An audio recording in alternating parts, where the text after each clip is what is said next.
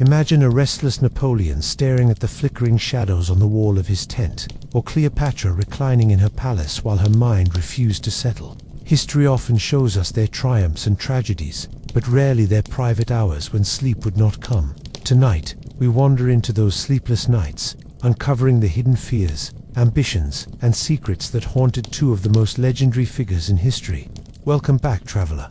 You are listening to Boring History. If you enjoy these quiet wanderings into the past, remember to subscribe so you will always have a gentle story waiting for you when the world outside feels too loud. Now, settle in. Let us drift into the lives of Napoleon Bonaparte and Cleopatra, not during their public glory, but in those quiet nights when even the most powerful could not escape their thoughts. When the world goes quiet, power speaks the loudest, not in the thundering of cannons, not in the cheers of a crowd, but in that fragile hour when even the most powerful find themselves alone with their thoughts. Cleopatra knew this silence well, for her palace at Alexandria could fall strangely still once the court had retired, and only the muffled sound of the Nile could be heard moving in the dark. Napoleon too was no stranger to such quiet. His nights in campaign tents across Europe were not filled with celebration but with shadows, the flap of canvas, the scratching of his own restless footsteps across the floor. It was in silence that rulers like Cleopatra and Napoleon felt the burden of their crowns most deeply. Cleopatra had been raised in a palace that echoed with marble halls and gold, but for her, nighttime was when the grandeur seemed thinnest. Servants withdrew, torches dimmed, and the city outside her chambers drifted into uneasy rest. She would walk to her balcony where the night air smelled of lotus flowers and river mud, where the moon turned the waters of the Nile into a path of silver, stretching endlessly into the horizon. Yet what good is a silver path when you do not know where it leads? The river had carried pharaohs before her, and it would carry pharaohs after. In that silence, Cleopatra often wondered if she was merely a passenger in history's current, destined to be remembered, not for her own strength, but for the accidents of time. For Napoleon, silence came not from palaces, but from the empty stillness of camps. He, too, had known the sound of celebration, the music of military bands, the cheer of men after a victory. Yet long after the soldiers had eaten their rations and drifted into weary slumber, Napoleon remained awake. His tent was lit by a single candle, his maps scattered like broken pieces of a puzzle. He would stare at them for hours, tracing rivers and mountain passes with his finger, muttering strategies to himself in the flicker of the flame. Outside, only the distant crackle of campfires or the soft snoring of soldiers broke the quiet. But inside, the silence pressed against him. In such hours, he was no emperor, no legend of conquest, but simply a man trying to bend the world to his will, while knowing it might bend him instead. The silence of power is unlike ordinary silence. For most, silence is a comfort. It allows rest, or at least a reprieve. But for rulers, silence carries weight. It is the reminder that decisions cannot be escaped once voices fall quiet. Cleopatra, lying awake on her ivory couch, listened to the slow creak of the palace as night wind passed through its corridors. To her, each creak could be a whisper of betrayal. She had grown up in a dynasty notorious for bloodshed, where siblings turned on siblings, and silence often meant that plots were ripening behind closed doors. She could not close her eyes without thinking of who in her family might be sharpening daggers in the dark. Napoleon's silence was different, but no less haunting. His thoughts were not of siblings, but of nations. He had grown up with the revolution at his back, with chaos swallowing France, and now he was its symbol of order and control. Yet silence reminded him that nations are fragile. A wrong move on the map, a miscalculation of supplies, a careless treaty, these things could turn triumph into ruin overnight. The silence of his tent was never still for long, because his mind filled it with marching feet, with phantom drums, with voices of men who were depending on him. Sleep came rarely, for his thoughts did not allow it. Imagine Cleopatra pacing her chambers barefoot, the cool tiles beneath her feet, her thin linen robe trailing behind her. She listens for sounds zany, sounds that might break the quiet. A boat creaking on the Nile, a servant coughing somewhere in the palace, the soft cry of an infant in the city below.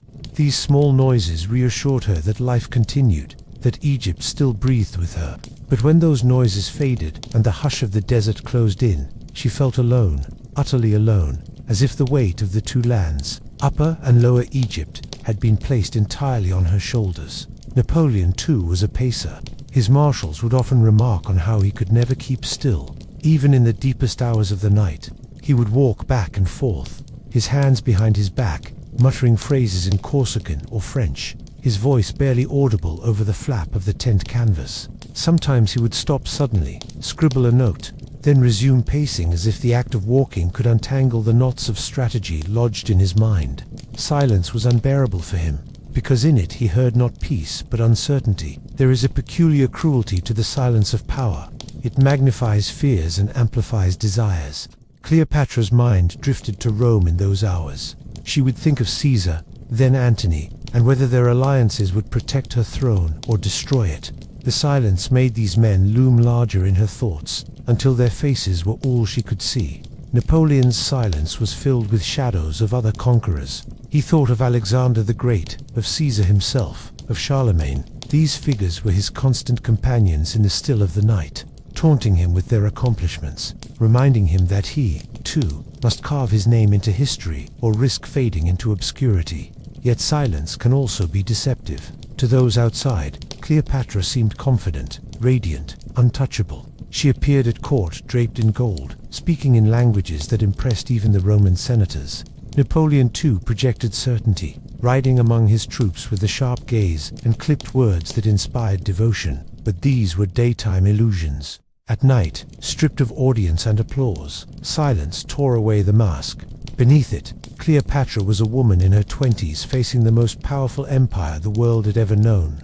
Napoleon was a Corsican upstart, a man who had risen too quickly and feared he might fall just as fast.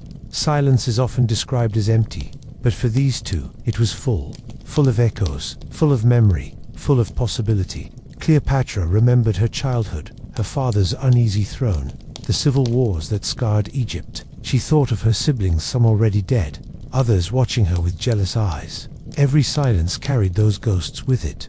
Napoleon's silences were filled with the revolution's echo. He had seen mobs in the streets, heard the guillotines fall, witnessed how quickly the crowd could turn. He carried these memories into every quiet night, aware that even emperors could become prisoners if fortune shifted. Picture for a moment Cleopatra's chamber bathed in moonlight. The curtains stir, the perfume of incense lingers faintly, but all is hushed. In that hush, she thinks of the Nile floods, of harvests, of Roman ships, of distant provinces. She cannot rest, for rest feels dangerous when so much depends on her vigilance. Picture Napoleon in his tent, candlelight dancing on his sharp features, ink stains on his fingers, his uniform draped loosely over a chair. He stares at Europe on parchment, yet his eyes are elsewhere, seeing battles not yet fought. The silence tells him that he alone must decide, and the decision must come before dawn. The silence of power is timeless. Though centuries apart, Cleopatra and Napoleon lived it in much the same way. Both discovered that when the world outside fell asleep, their responsibilities grew louder. The crown, the throne, the empire, these things are never set down, even in the dead of night. Silence is no comfort to rulers. It is a mirror, forcing them to confront themselves, their fears, and the truths they would rather forget. And so, in the stillness of Alexandria's palace and the muted hush of European fields, Cleopatra and Napoleon lay awake, captives of silence. They were not defeated by armies or betrayed by allies in these moments. They were defeated by thought itself, by the endless turning of the mind. And while history remembers their battles, their lovers, their crowns, perhaps it is these sleepless nights that reveal them most clearly. For it is in silence, not in noise, that we discover who we truly are. Responsibility is a ghost that never leaves the powerful alone. It does not whisper politely in the daylight when advisors gather and voices overlap. Instead, it waits until night, when the corridors grow still, when soldiers lay down their muskets, when courtiers retreat behind their jeweled doors. Then it comes, silently, almost tenderly, to remind rulers of what is truly at stake. Cleopatra knew these ghosts well, as did Napoleon. They haunted their nights like restless companions, invisible but impossible to ignore. Cleopatra ruled a fragile kingdom that had once been the jewel of the ancient world. By her time, Egypt was a shadow of its former glory. The pyramids still stood, the Nile still flooded, the temples still glowed in the sun, but the power behind these symbols was fading. Rome had grown monstrous, swallowing territories with a hunger that never slowed. Egypt's wealth tempted them, Its grain could feed their cities, its gold could fill their coffers. And so, each night, Cleopatra bore the heavy knowledge that her throne was not truly hers alone. It was always watched, measured, and coveted. In the quiet of her palace, when only the soft flicker of oil lamps remained, Cleopatra thought of her people. Farmers by the Nile, priests in their temples, children running barefoot across dusty courtyards. These were the lives that depended on her. She was not just a queen adorned in gold. She was the thin thread that held Egypt's independence together. Responsibility pressed on her chest like a weight, stealing her breath, and even in the luxury of silk sheets, she often felt as though she were lying under stone.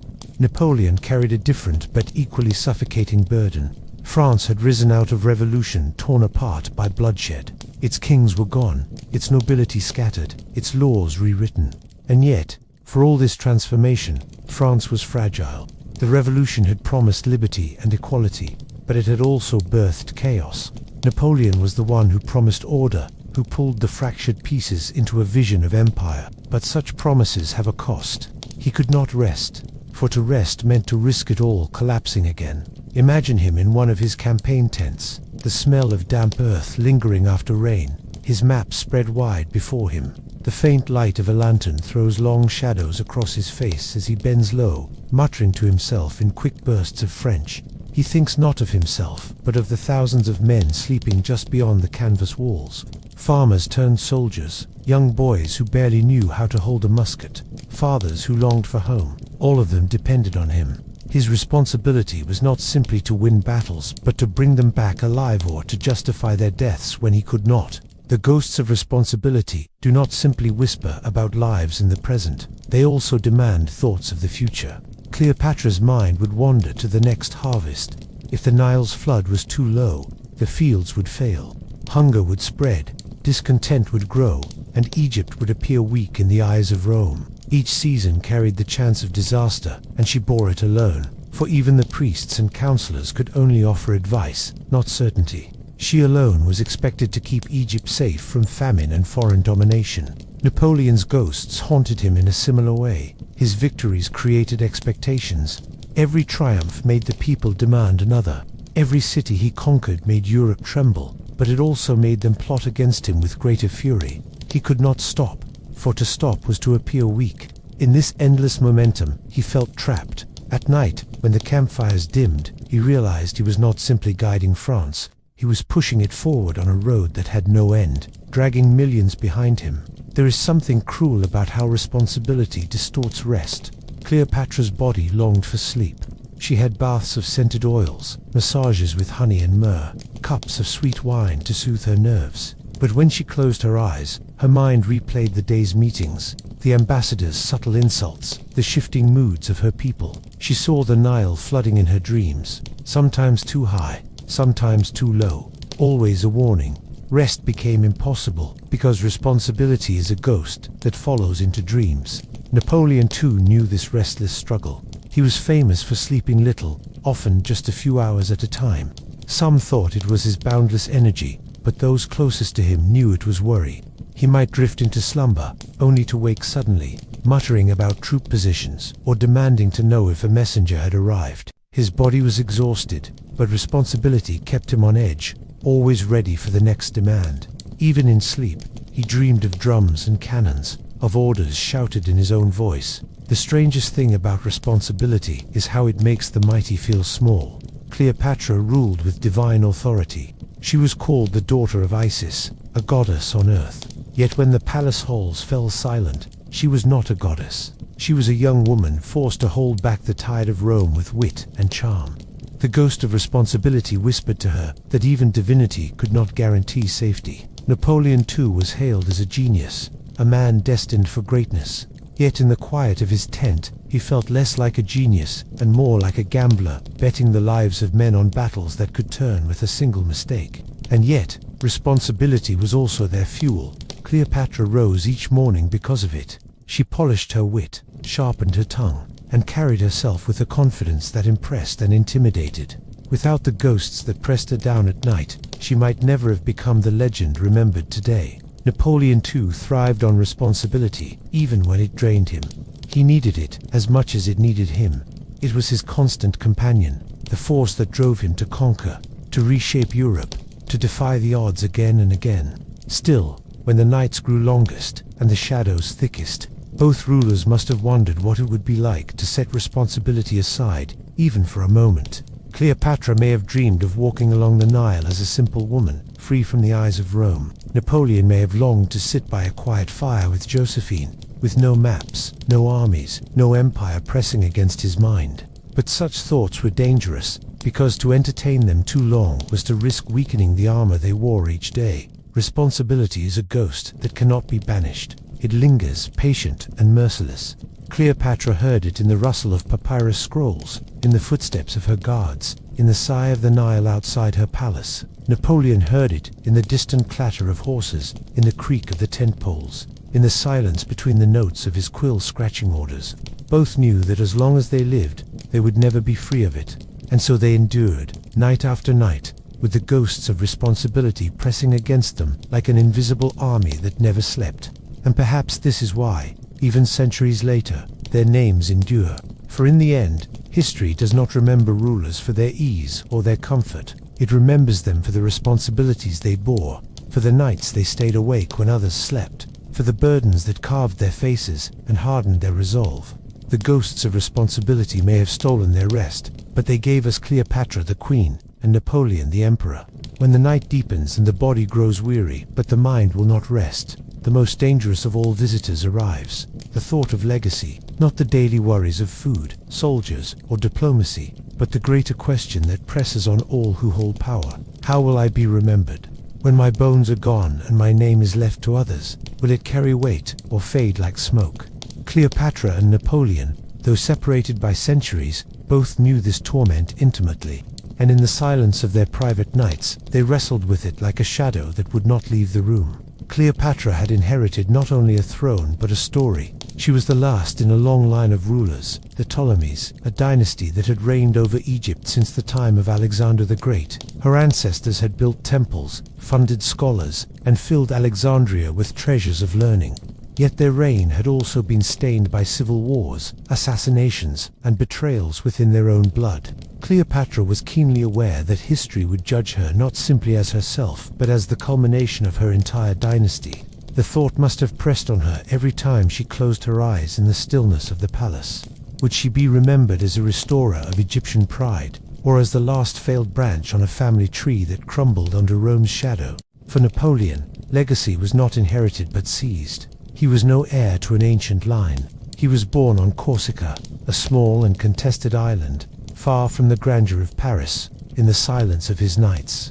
As he lay on campaign cots or in hastily prepared quarters of captured palaces, he dreamed of carving his name alongside Alexander, Caesar, and Charlemagne. Legacy was not just a thought for him, it was an obsession. His victories were not simply about land or power. They were steps on a staircase he hoped would carry him into eternity. And yet, even he must have wondered, would future generations see him as a liberator or as a tyrant, a builder of order or a destroyer of peace? The burden of legacy makes silence louder. Cleopatra would recline on her couch, her skin perfumed with oils, her hair braided with care by servants, and still she would feel the weight of the question pressing on her chest. Her every alliance, every gesture of charm, every decision with Romichwan was a thread woven into the tapestry of how she would be remembered. The Egyptians saw her as their goddess queen, the living Isis, but she also knew that Rome's historians would write her story in their own words, and Romans were not kind to women who defied their order. In her sleepless hours, Cleopatra may have imagined scrolls written centuries later, her name described not with reverence but with venom. Napoleon's insomnia often circled around similar fears. He too knew that history would not be written by him alone. He could dictate orders and proclamations, but in the end, it would be the victors who wrote the story. Would he be remembered as the genius who reshaped Europe, or as the fool who gambled everything at Waterloo? It is a cruel trick of legacy. The one who lives it does not control it. The silence of Napoleon's nights was filled with phantom historians, pens scratching judgments he could not erase. Imagine Cleopatra gazing out from her balcony, the Nile shining black under the stars. She thought of the pyramids in the distance, massive and eternal, the graves of kings who had secured their names for millennia. Against them, her reign seemed fragile, fleeting, like a candle flickering in the wind. What could she do that would outlast stone? Beauty fades, alliances shift, but monuments endure. Perhaps it was this thought that drove her to present herself not just as a queen, but as a goddess, to bind her image to divinity so tightly that future ages would never forget.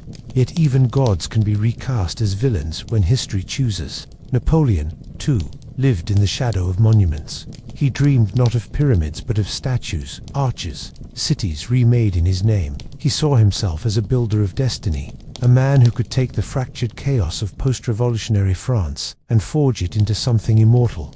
In his sleepless wanderings, he must have seen visions of Paris rebuilt, of triumphal columns rising, of schoolchildren centuries later repeating his name. But dreams of legacy are rarely peaceful. Alongside his visions of glory came the darker question: what if all of it turned to dust? What if his empire was remembered not for glory but for ruin, not for light but for blood? Legacy is not only about monuments and memory, it is about the small whispers that live on in private stories. Cleopatra knew this too. Her legacy was entwined with her loves, with Caesar and Antony. Would she be remembered as a queen of intelligence, or reduced to a seductress who used men to hold power? Already, even in her own lifetime, enemies whispered that she was too cunning, too ambitious, too foreign. These whispers would echo through the centuries, shaping her memory long after her death. Lying awake in her chamber, she must have felt their weight, knowing that reputation was as fragile as glass. Napoleon's whispers came not from lovers but from critics. They called him a tyrant, a usurper, a man who wore a crown stolen from the revolution's promise of liberty. He countered with laws, with reforms, with institutions he hoped would prove his greatness beyond the battlefield. Yet he too knew how fragile reputation could be. One defeat could undo a decade of victories.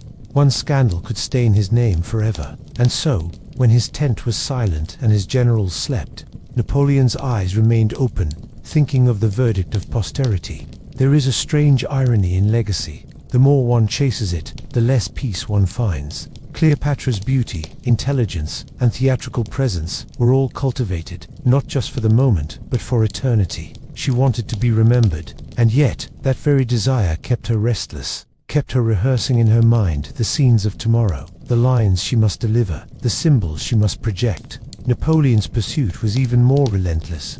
Every campaign was not only a fight for land, but a fight for memory. Every proclamation, every new code of law, every reform in schools or government, all of it was a brick in the monument of his imagined immortality. But when night came, he was never satisfied. Monuments are never enough for those who seek eternity. Imagine now Cleopatra turning over in her bed, staring at the carved ceiling of her chamber. She is young, perhaps no more than 30, but she feels older. The whispers of legacy do not let her rest. She wonders if her children will survive, if they will carry her blood forward, if her dynasty will continue. She wonders if Egypt will remember her with songs or curses. Each thought is a chain that binds her more tightly to the sleepless night. And imagine Napoleon rising from his cot, unable to stay still. He pulls on his coat, paces the floor, picks up a quill, sets it down again. He imagines how history will compare him to Alexander. He wonders if, like Alexander, he too will die young, leaving his empire to crumble. He wonders if statues will stand in Paris with his name carved in marble, or if, centuries from now, he will be reduced to a cautionary tale in dusty books. Legacy is a dream that never ends.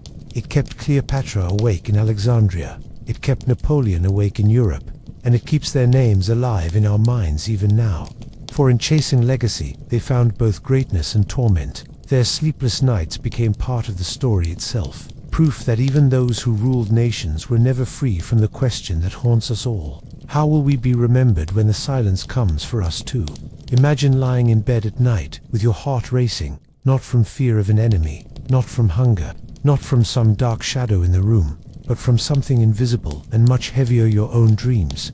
That was the burden both Napoleon and Cleopatra carried. Their ambitions, bright as stars and just as unreachable, often kept them awake, staring into the dark, wondering if they had the strength to climb any higher, or if tomorrow would be the day everything they had built came tumbling down. Ambition has a strange way of turning the silence of the night into a roar. For Cleopatra, ambition was woven into her identity from the very beginning. She was not just a queen sitting upon a throne of luxury.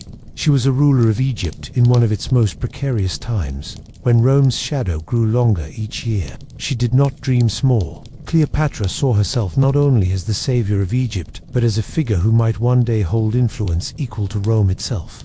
That meant every alliance she forged, every risk she took, every word spoken at court had consequences that stretched beyond the palace walls. Now imagine her pacing across her chamber at night, the faint smell of oils burning in the lamps, the Nile's waters glinting outside in the moonlight. She could not simply lie down and rest. How could she, when her ambitions demanded vigilance? Her ties with Julius Caesar had been bold, daring, and for a while, fruitful. But she knew Rome was a hungry beast, one that devoured kingdoms whole. Egypt, with all its wealth and beauty, was tempting prey. So, as she lay awake, Cleopatra's mind must have wrestled with questions of how far her charm and wit could carry her, and whether ambition alone was enough to hold back an empire. Napoleon, centuries later, understood this restless pursuit. His ambition was not tied to defending a single kingdom. It was to reshape the entire continent. For him, Europe was and every king, every army, every nation a piece he could move, with the right strategy. Yet even chess masters sometimes lie awake after a game, replaying every move in their head. Napoleon must have done the same. He rose from obscurity on the island of Corsica, and within a few years had France kneeling before him as emperor. That rise was intoxicating, but it carried its own weight. To climb so high meant there was only one direction left to fall. Ambition never lets the mind rest quietly.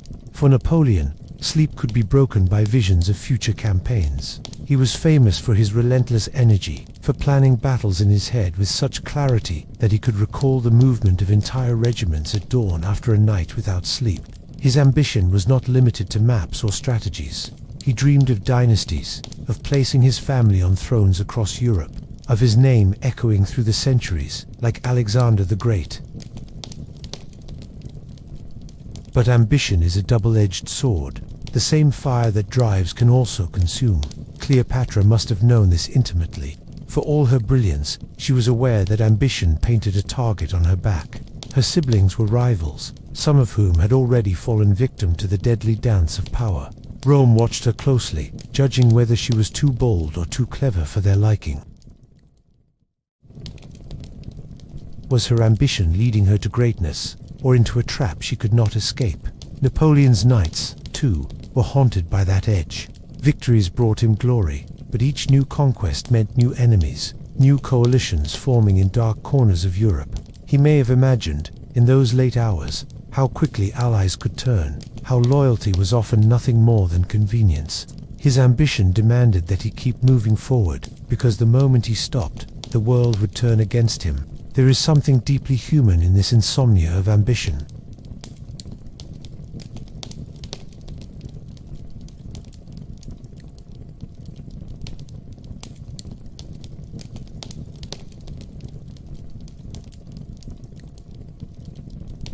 In the stillness of their chambers, their minds ran faster than any army could march. Perhaps Cleopatra would walk to the balcony and look out over the dark waters of the Nile, whispering silent promises to herself that she would not bend to Rome. Perhaps Napoleon would rise from his bed and study a map by candlelight, eyes darting over mountains and rivers, imagining victories that had not yet come. Both of them restless, both of them dreamers, trapped in the endless pull of ambition. When we think of their lives today, we often focus on the dramatic moments, the battles, the alliances, the betrayals.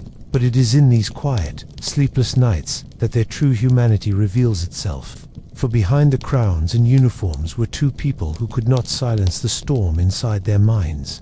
They were visionaries, but visionaries rarely sleep well. So the next time you lie awake with your own ambitions chasing you into the dark, remember that Cleopatra and Napoleon, centuries apart, knew the same restless hours. The weight of ambition pressed on them so heavily that even the most comfortable beds could not grant them peace. And as we drift from their chambers tonight, let us carry that thought with us. Ambition can lift us higher than we ever dreamed, but it can also keep us pacing the floor long after the world has gone to sleep. Betrayal is one of the oldest shadows to haunt human hearts. It creeps in quietly, often wearing the face of friendship or loyalty, only to strike when the victim least expects it. For rulers like Cleopatra and Napoleon, betrayal was not just a possibility, it was an ever-present companion. lurking behind every promise, every alliance, every smile at court. It was the silent guest at their tables, the whisper behind the curtains, the phantom that kept them pacing their rooms long after the lamps had burned low. To understand the weight of betrayal for Cleopatra, we must step inside the gilded halls of Alexandria, where the marble floors glistened and the air carried the heavy scent of incense. Behind that beauty, her court was a hive of plots. She had not simply inherited a throne, she had clawed her way to it through a storm of rivals, including her own siblings.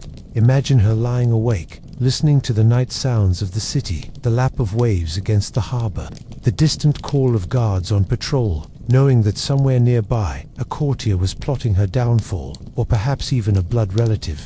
The thought alone would have been enough to keep anyone from rest. Cleopatra had seen betrayal firsthand. Her brother Ptolemy XIII, with whom she had once shared power, turned against her, forcing her into exile. To be betrayed not by an enemy, but by family, cuts deeper than any sword. She returned, yes, triumphant with Caesar's aid, but that betrayal left scars. Could she ever fully trust again? Could she look at her advisors, her attendants, even her lovers, without wondering which of them might one day sell her secrets to Rome? Trust, for Cleopatra, was never more than fragile glass, always in danger of shattering. Napoleon, centuries later, faced betrayal of a different kind, but no less insidious. His rise to power had been built on loyalty from soldiers, marshals, and allies. Yet he knew, perhaps better than anyone, that loyalty in politics and war was fickle. A marshal who swore undying allegiance today might be negotiating with the enemy tomorrow if the winds of fortune shifted. Betrayal often slept in the same bed as ambition, and Napoleon knew it. Picture him at night in the Tuileries Palace or on campaign in a makeshift tent, sitting at a desk cluttered with maps, letters, and reports. His candle burns low. He reads by its flickering light, his sharp eyes scanning the words that tell him of shifting allegiances in Europe, of states wavering between friendship and hostility. Perhaps he feels the sting of betrayal even from those closest to him. Some of his marshals, men who had risen with him from the chaos of revolution, eventually turned their backs, siding with his enemies when they believed his star was fading. What greater torment is there than to give someone power and honor, only to have them repay you with treachery? And yet, betrayal is rarely sudden. It grows like a shadow lengthening at dusk. Cleopatra surely felt it in the small gestures, a servant pausing too long at her door, a senator from Rome asking just a little too much about her intentions, a courtier flattering her too sweetly, each sign a reminder that trust was dangerous. Perhaps at night she replayed conversations in her head, wondering which words had been sincere and which had been daggers wrapped in silk. Her bed may have been soft, but it was no refuge from the gnawing suspicion that betrayal was already at work around her. Napoleon, too, must have heard the whispers. Betrayal is not always a sword drawn in the dark. Sometimes it is hesitation on the battlefield, a message delivered too late, an ally failing to arrive at a crucial moment. Each failure, each delay, each excuse carried the taste of betrayal. And in his restless nights, he would replay those moments, asking himself, was it incompetence, or was it treachery? The difference mattered little in the end. Both could cost him his crown. What makes betrayal so tormenting is that it always comes from those you trusted. An enemy cannot betray you. Only a friend, a family member, a lover, or a comrade. Cleopatra knew this well. Her lovers were not only companions of the heart, but also partners in politics, men like Caesar and Antony, whose trust she needed as much as their affection. But trust in love is perilous when politics lurks in the background. Did she ever wonder, in the quiet of night, whether they loved her for herself or for her throne? Did she fear that their promises could unravel if Rome demanded it? The line between passion and politics blurred easily, and in that blur lay endless cause for sleepless nights. Napoleon's betrayals often came wrapped in uniforms and medals. His marshals had fought beside him, celebrated victories with him, shared in the spoils of empire. Yet when the tide turned against France, some chose to abandon him. At Leipzig, at Waterloo, he faced not only enemy armies but also the ghosts of loyalty that had slipped away. Betrayal does not always happen in secret. Sometimes it happens in the open, on a battlefield, under the gaze of thousands, where hesitation or retreat speaks louder than any whispered oath.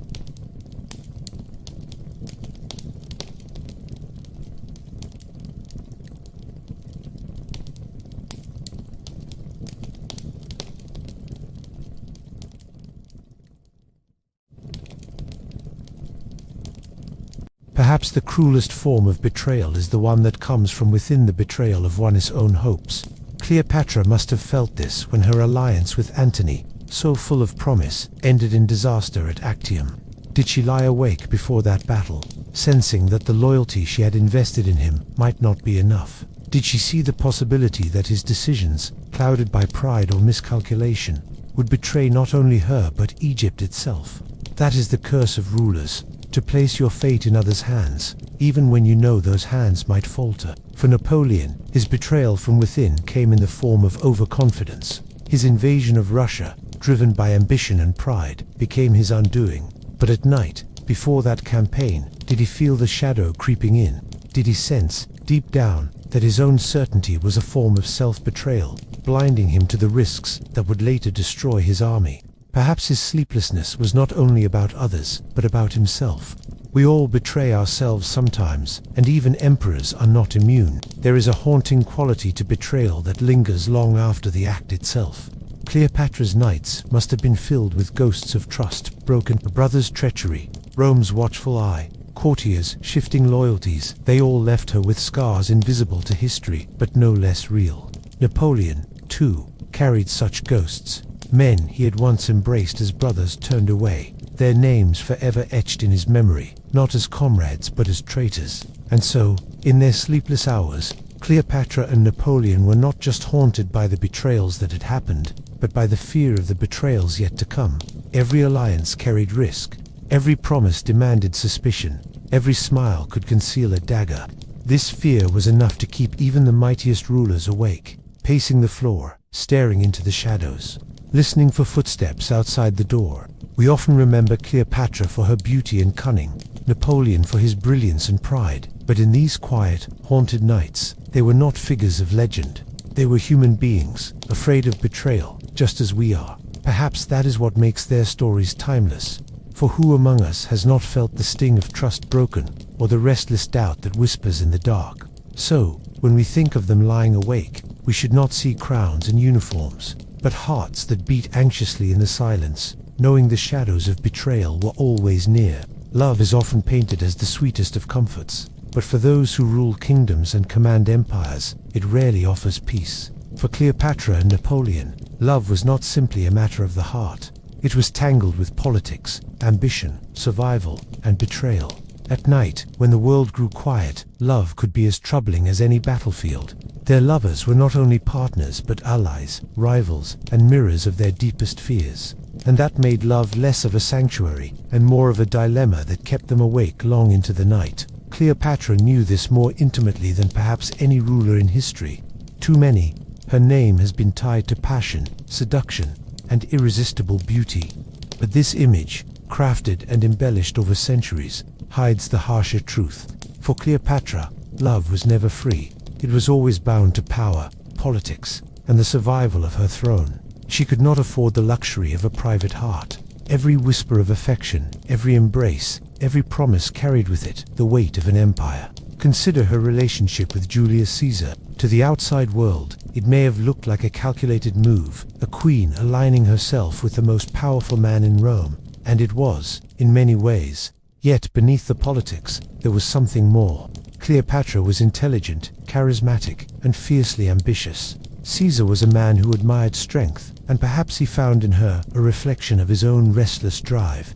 Did Cleopatra lie awake at night, wondering if Caesar loved her for who she was, or only for the role she played in his vision of Rome's future? Did she wonder whether their child, Caesarion, was a bridge to security or a fragile thread easily cut by Roman politics? After Caesar's death, the dilemma only deepened with Mark Antony. He was not just a lover, but a partner in ambition, a man whose loyalty seemed to promise protection against the swelling tide of Rome. Their union was passionate, yes, but it was also perilous. Antony was a Roman general, bound to a world that saw Cleopatra as both exotic and dangerous. To love him was to gamble, not only with her heart but with her country. At night, in the stillness of her chambers, Cleopatra must have asked herself if she had chosen wisely.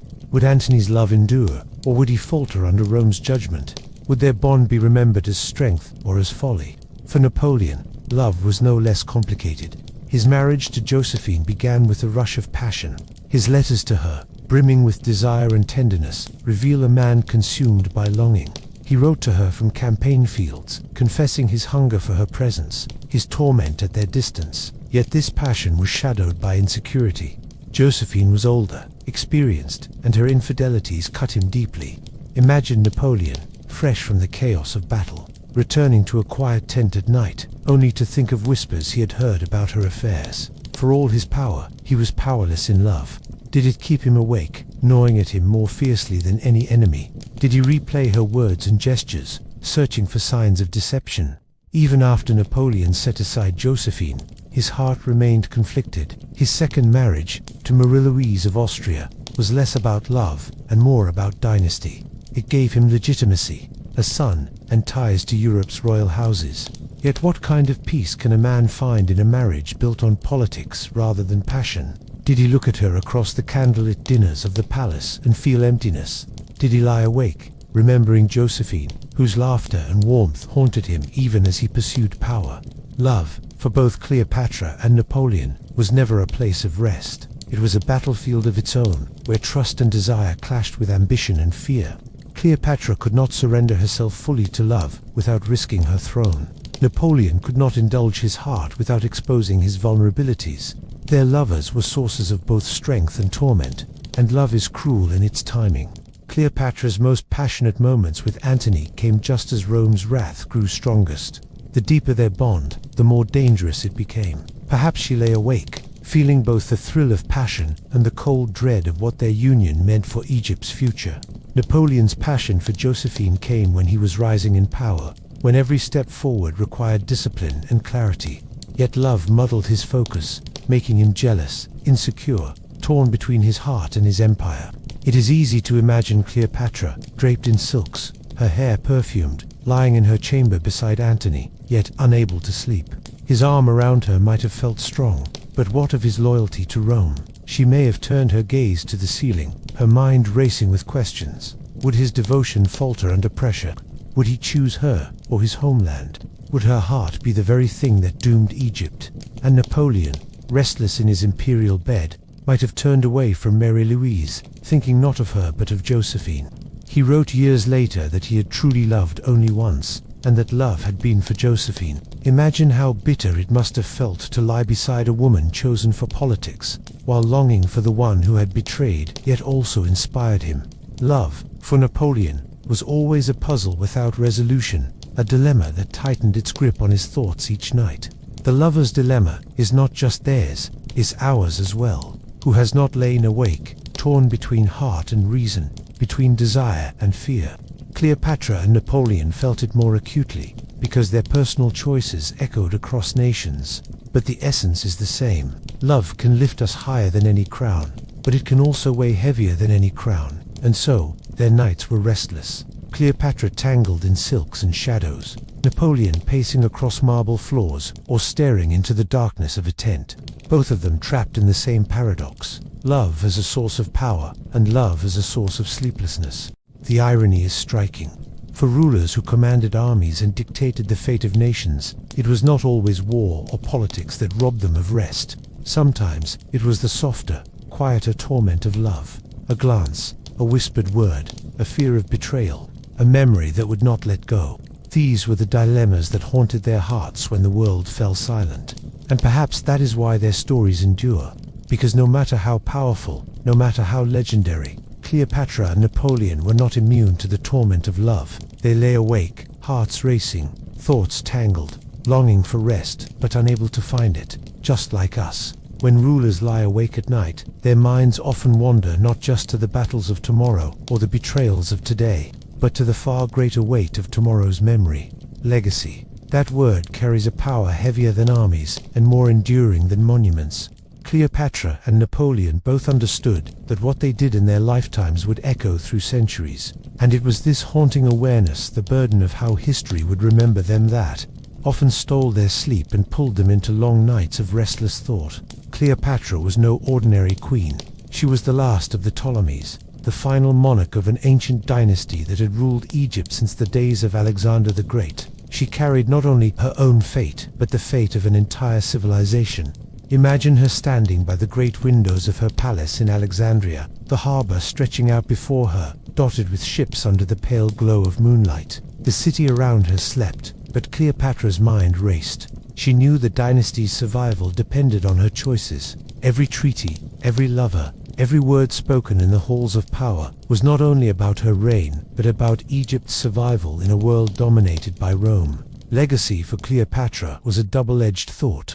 On one side, she may have longed to be remembered as more than just a queen, a figure of intellect, beauty, and power who could stand among the immortals of history. On the other, she must have felt the creeping dread that her reign could end not in glory but in ruin. Perhaps she lay awake imagining Egypt swallowed by Rome, her name written not as a savior but as a cautionary tale. The weight of being the last of, knowing the chain might break with her, was a burden few could bear without sleepless nights. Napoleon, centuries later, shared this same torment, though shaped by a different world. He was not the last of a dynasty, he was the founder of one. He rose from a modest Corsican family to sit upon an imperial throne. His very existence as Emperor of the French was proof that legacy could be built from nothing, yet that gave him no peace. For if his empire fell, what would remain? Would he be remembered as a genius or as a tyrant? Would his name inspire respect or scorn? These questions were not fleeting thoughts. They pressed upon him like chains in the quiet hours of the night. Picture Napoleon in his grand bedchamber, surrounded by gilded walls and velvet curtains. The trappings of empire glittered around him, yet he stared at the ceiling, unable to sleep. He had studied history obsessively. Caesar, Alexander, Charlemagne. He knew how fragile legacies could be. A single defeat could erase years of triumphs. A single betrayal could tarnish a name forever. His ambition was not just to conquer Europe, but to carve his memory into stone, to ensure that when people spoke of greatness, they would speak of him. That was the dream. And yet, with each passing year, the fear that history would twist his story grew heavier. Legacy is not built in victories alone. Cleopatra knew this well. Her intellect, her command of languages, her ability to charm both commoners and rulers were all part of how she hoped to be remembered. Yet she could not control the pen of Rome. She knew Roman historians would write her story, and Rome would not be kind. Did she lie awake wondering what lies or half-truths would be told about her? Did she fear that her memory would be reduced to a caricature, an enchantress, a temptress stripped of her brilliance and her statecraft? Perhaps she whispered to herself in the dark that history was unjust, that she was more than the roles men would cast her in. Napoleon's nights must have been filled with similar anxieties. He had seen how history remembered others, how the legends of Caesar and Alexander survived, but only through the voices of those who came after. What if his enemies wrote his tale? What if the British, the Austrians, the Russians painted him not as a genius but as a monster? Did he fear being remembered as the man who plunged Europe into endless war, rather than the man who sought to reform and unify it?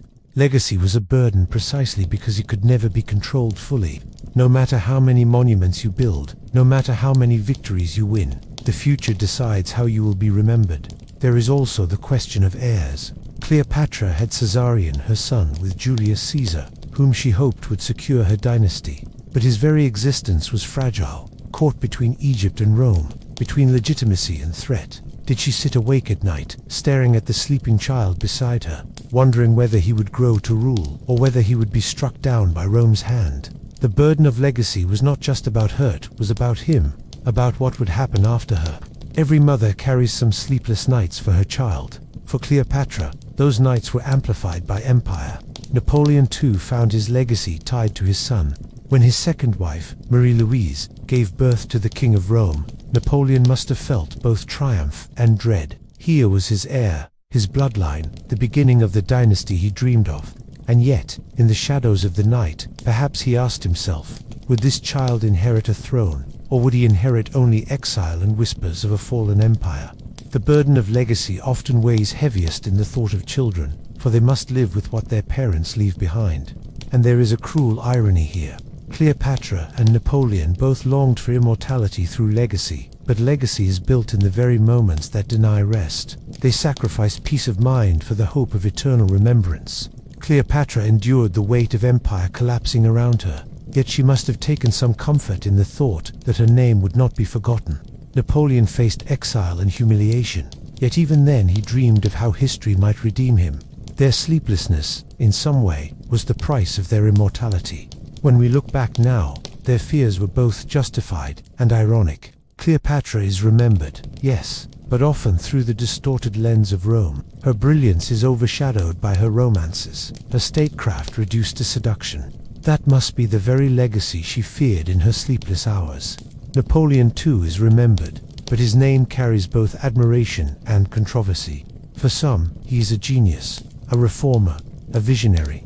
For others, he is a tyrant who drowned Europe in blood. This too is exactly the dilemma that may have kept him awake. The knowledge that legacy is never singular, that it can never be wholly controlled. The burden of legacy is not theirs alone. It is something we all feel in smaller ways. What will remain after us? What stories will be told about our lives? Cleopatra and Napoleon faced these questions on a scale that shook empires, but the essence is the same. Legacy is both a dream and a weight, both a hope for eternity and a fear of oblivion. And so, as they lay awake, Cleopatra staring at the moonlit Nile, Napoleon tracing maps in his restless mind, they shared the same haunting burden, not just the weight of crowns or thrones, but the heavier weight of how they would be remembered. Perhaps that is why their stories still resonate, because in those restless hours, they were not rulers or conquerors, but simply humans, haunted by the same question that haunts us all. What will remain of us when the night is over? Even for those who command armies, who sit on thrones gilded with gold and ivory, the fear of mortality is unavoidable. It creeps in quietly, often during the small, silent hours of the night, when the world has gone to sleep and the mind cannot find rest. Cleopatra and Napoleon, two figures separated by centuries, yet strangely alike in their brilliance and ambition, both understood this fear intimately. It was the silent companion of sleepless nights, whispering doubts into ears no one else could hear, pressing upon the chest with a weight heavier than any crown. In the heart of the Egyptian desert, within the cool embrace of her opulent palace, Cleopatra, the last pharaoh of Egypt, stirred from a restless sleep. The moon, full and serene, poured its silvery light through the ornate windows, casting dancing shadows on the queen's alabaster skin. Her gaze, usually sharp and knowing, was lost in the depths of her own thoughts, contemplating the one universal truth that had evaded the greatest minds since the dawn of time: death. Across the sands of history, in the rugged military camps of Europe, another titan of his age tossed and turned, unable to find solace in the embrace of sleep. Napoleon Bonaparte, the French emperor who had carved an empire out of the ashes of revolution, was engaged in a different kind of battle, a battle against the haunting certainty of his own mortality. As the night deepened, two figures who had shaped the course of their respective worlds found themselves united by an experience that transcended their ambitions, their fears, and their legacies, the stark, undeniable reality of human finitude. And so began a night like any other, and yet unlike any other. A night that peeled back the layers of power, ambition, and glory to expose the raw, unvarnished truth beneath. A night that revealed that in the grand tapestry of existence, there is one thread that binds all of us: the relentless march of time. For Cleopatra, the seventh and last active ruler of the Ptolemaic kingdom of Egypt, the vastness of her royal chambers seemed to mock her solitude. The treasures of the Nile glittered around her, yet she felt a profound aloneness. Outside, the desert wind sang its eternal song, a haunting melody that spoke of lives lived and lives lost. Even the majestic Nile, lifeline of her kingdom, had borne witness to countless generations, each destined to join the sands of time. At that moment, the invincible queen, who had held her own against Rome, whose image adorned coins and monuments across her domain, felt nothing but mortal. No amount of gold, she realized, could buy immortality. No empire, however vast, was safe from the relentless hands of time. As the queen contemplated her own mortality, a strange mix of emotions washed over her. Pride for the life she'd lived, a life of privilege and power, of culture and conquest. Regret for the choices made, the enemies forged, and the bridges burned. And finally, a deep, aching fear of the oblivion that awaited her. Her thoughts drifted to her own mortality, to the inevitable end that awaited her, just as it did for every living creature under the unforgiving sun. What would become of her people? Would their rich culture, their scientific advancements, their artistic brilliance be swept aside like the tides of the Nile? The thought was unbearable. Meanwhile, In the rough-and-tumble world of Napoleon's military camps, the great emperor was locked in his own silent struggle with the darkness that lay at the heart of existence, death. Unlike the luxurious confines of Cleopatra's palace, Napoleon's camp was a world of hardened canvas tents, the smell of wood smoke mingling with the earthy aroma of the men who fought and died on the battlefield. The soft rustle of silk and velvet was replaced by the crackling of a dying fire and the low murmur of soldiers preparing for the next day's campaign. For Napoleon, the conqueror of nations, the man who had stared down entire armies, the spectre of death was a new and unwelcome guest. He had faced cannon fire and led men into the thick of battle, but the quiet certainty of death in the darkness of his tent was a different kind of adversary. It was an enemy that he couldn't outmaneuver, outgun, or outlast. An enemy that was, in the end, inescapable. As the flickering firelight danced across his weathered face, Napoleon found himself stripped of the accolades that had defined him, the titles that had echoed across Europe. Here, in the heart of his military camp, he was just a man wrestling with the inevitability of his own mortality. The thoughts that raced through his mind were as sharp and incisive as the strategies that had won him countless battles. But they were also laced with a profound sadness. What would become of his empire when he was gone? Would the seeds of discord that he had so carefully sown bear fruit? Or would they wither and die along with him? The weight of this uncertainty pressed down on him, threatening to crush the very spirit that had made him great. Yet amidst the sprawling landscapes of their respective domains, these two titans of history, Cleopatra and Napoleon, were bound by an experience that knew no bounds, the universality of human mortality. In the grand tapestry of existence, their lives, though vastly different, had been woven together by the same frail thread. For in the face of death, all distinctions, all barriers, all earthly titles and possessions fall away, leaving only the stark, undeniable reality of being human. How does one escape the grip of such a realization when confronted with the chilling certainty of one's own mortality? Both Cleopatra and Napoleon found themselves consumed by a single, all-consuming desire, the desperate bid to conquer the one frontier that had defeated even the gods, immortality. Cleopatra, the eternal flame of the Nile, sought to immortalize herself through the grandeur of her monuments, the timeless legacy of her culture, and the very blood that flowed through her veins, the blood of a pharaoh. Every stroke of her royal seal, every edict issued, every monument erected was a defiant cry against the encroaching darkness. She was determined to carve her name in stone, to ensure that even after her mortal coil had crumbled to dust, her spirit would live on in the hearts and minds of her people. Napoleon, the architect of his own empire, looked to his conquests, his legal reforms, and the very structure of his rule as his monument.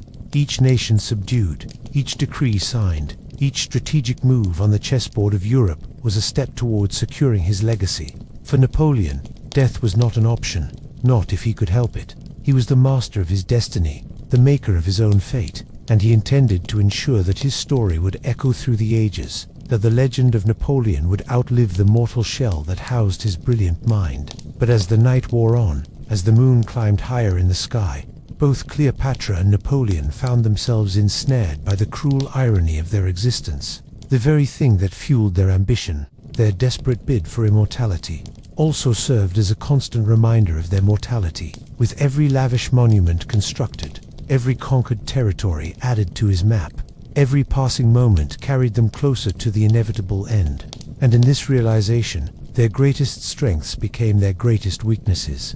The drive for legacy, the lust for power, the burning desire to leave an indelible mark on the world, all twisted into a macabre parody of its former self, a frantic race against the very force that made the race necessary time. Yet as the first rays of dawn began to paint the eastern sky, something remarkable happened. Despite the gnawing fear that lurked in their hearts, both Cleopatra and Napoleon rose to face the day.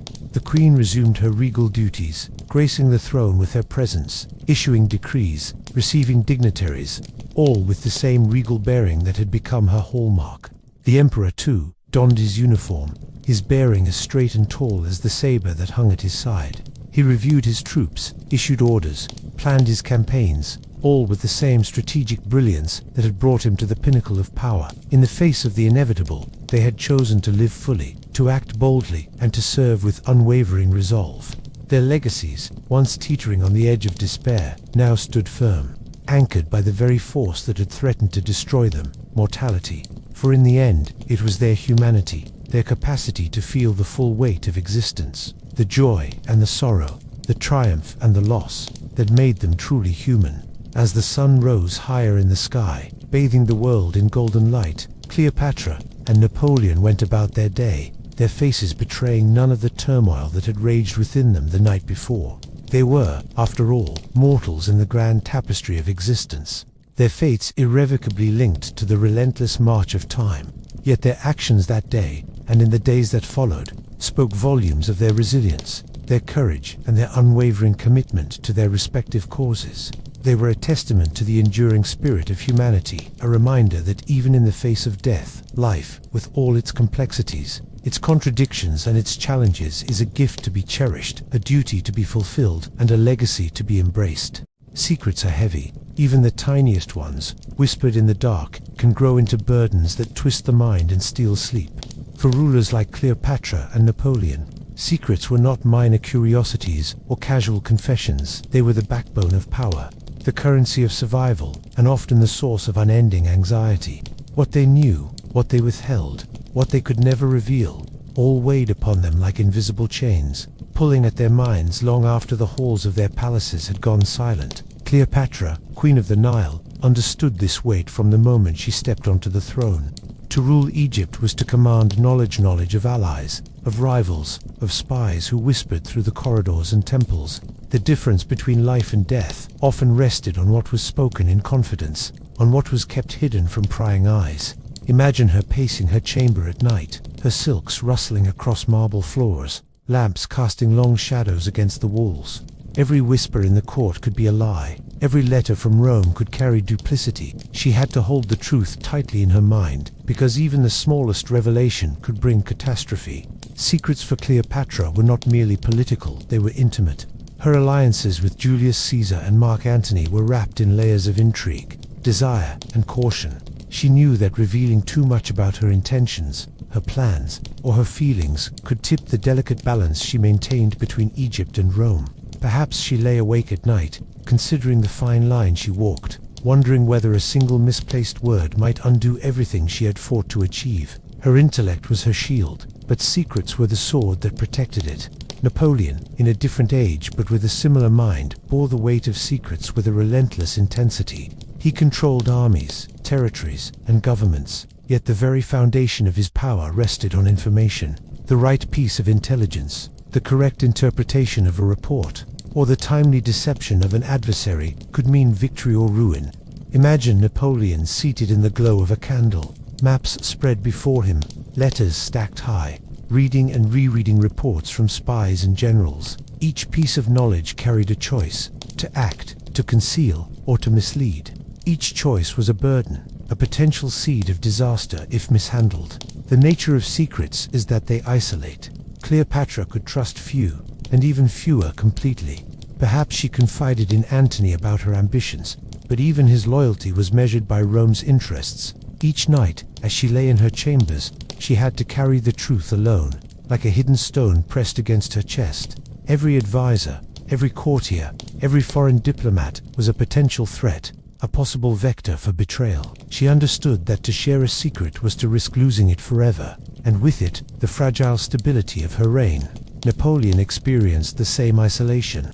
Power is often lonely, but absolute power magnifies the solitude.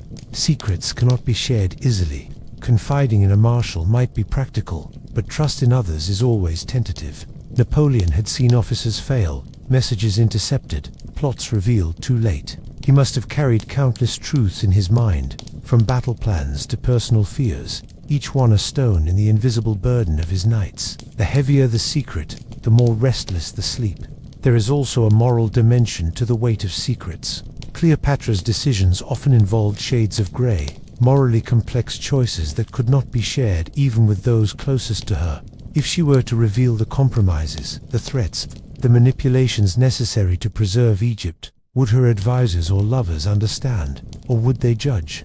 The very act of knowing that she had to protect her secrets, even from those she loved, intensified the sense of solitude. Napoleon, similarly, must have wrestled with the consequences of his own actions. Some of his campaigns, some of his tactics, involved decisions that could be seen as ruthless or morally ambiguous. Sharing these choices, even with confidants, could weaken his authority or alter his legacy. Secrets are not always conscious. Sometimes they are knowledge one cannot escape, memories that must be carried in silence. Cleopatra might have remembered the political maneuverings of her youth, the betrayals of her siblings, the narrow escapes from assassination. Each memory was a secret, a private history that could not be exposed without danger. Napoleon, too, may have held in his mind the knowledge of moments where fortune, rather than genius, spared him. These private truths, unspoken and unshared, added another layer to the weight of secrecy. The psychological toll of secrets is immense. They warp time, making nights feel longer, thoughts sharper, worries more insistent. Cleopatra may have lain awake, counting hours and plotting, the pressure of the hidden knowledge pressing against her temples. Napoleon may have stared at maps for hours, calculating movements not only of armies but of secrets, alliances, and potential leaks. Sleep becomes a luxury when every piece of hidden knowledge could change the course of a kingdom, an empire, or even history itself. Yet there is a paradox in this burden. Secrets grant power, but they also demand vigilance. Cleopatra's skill at maintaining secrets allowed her to maneuver politically and personally in ways others could not. Her intelligence was amplified by her discretion. Napoleon's strategic mind was sharpened by the careful management of information, by knowing when to reveal, when to conceal, and when to manipulate the perceptions of others. The weight of secrets is both a curse and a tool. Love, too, carries secrets. Cleopatra's relationships with Caesar and Antony were bound by confidences that could never be fully disclosed. Did Antony know every aspect of her ambitions, her fears, or her strategies? Likely not. Even love requires some concealment. Napoleon's passion for Josephine, the private turmoil of his heart, was a secret he carried, even amid triumphs on the battlefield. Intimate truths, when hidden, create a different kind of weight, one that presses on the heart as much as the mind. And secrets can become isolating in a social sense as well. Cleopatra, surrounded by courtiers, priests, and foreign emissaries, must have understood the necessity of presenting a composed exterior, even while her mind churned with hidden knowledge. Napoleon, too, needed to maintain authority, projecting confidence even as the weight of concealed realities pressed upon him. In both cases, secrecy demanded vigilance, and vigilance demanded sleepless nights. There is a haunting beauty in the way secrets shape their holders. Cleopatra's ability to wield hidden knowledge allowed her to influence Rome, to manipulate Antony, to safeguard Egypt in ways visible only in hindsight. Napoleon's management of information allowed him to achieve victories that seemed miraculous, to outthink enemies, and to inspire loyalty through perception as much as force. Yet for all their brilliance, both rulers paid the same price. Nights spent wrestling with the invisible load of what could not be revealed. Perhaps the greatest burden of secrets is that they often prevent closure. Cleopatra may have hidden not only political truths but personal fears of betrayal, fears of mortality, fears that her dynasty would fail. Napoleon's secrets likely included regrets, doubts, and moments of vulnerability he could never share without weakening his position. In the stillness of night, these unspoken truths press relentlessly, demanding attention, weighing on the mind with quiet insistence. And so, Cleopatra and Napoleon shared a common experience across centuries: the burden of secrets, the restless hours, the silent wrestling with truths known only to themselves. Secrets shape rulers as much as power or ambition, influencing decisions, relationships, and the course of history itself. In the darkness, with the world asleep, they bore these weights alone. Perhaps this is the most human aspect of their greatness. For all the power, all the conquest, all the influence, Cleopatra and Napoleon were like any of us when it came to the quiet terror and responsibility of hidden knowledge. Secrets demand vigilance, resilience, and courage. They shape history, but they also shape the souls of those who carry them. As the night deepened, as the lamps burned low, Cleopatra may have traced her fingers over ancient scrolls, contemplating the knowledge she held and the truths she had to protect. Napoleon may have stared at maps, counting every letter, every report, every secret correspondence, knowing that one misstep could unravel years of planning. In those moments, the weight of secrets was tangible, pressing on their minds, keeping sleep at bay. And yet, despite the pressure, both rulers endured. Secrets, for all their burden, also created resilience. Cleopatra's Egypt endured longer than might have been expected, and Napoleon's empire reshaped Europe in ways that still echo. The weight of secrets, though oppressive, was inseparable from their power, their genius, and their legacy. In the end, this is a story about more than crowns, armies, or ambition. It is a story about the quiet, invisible burdens that shape human lives.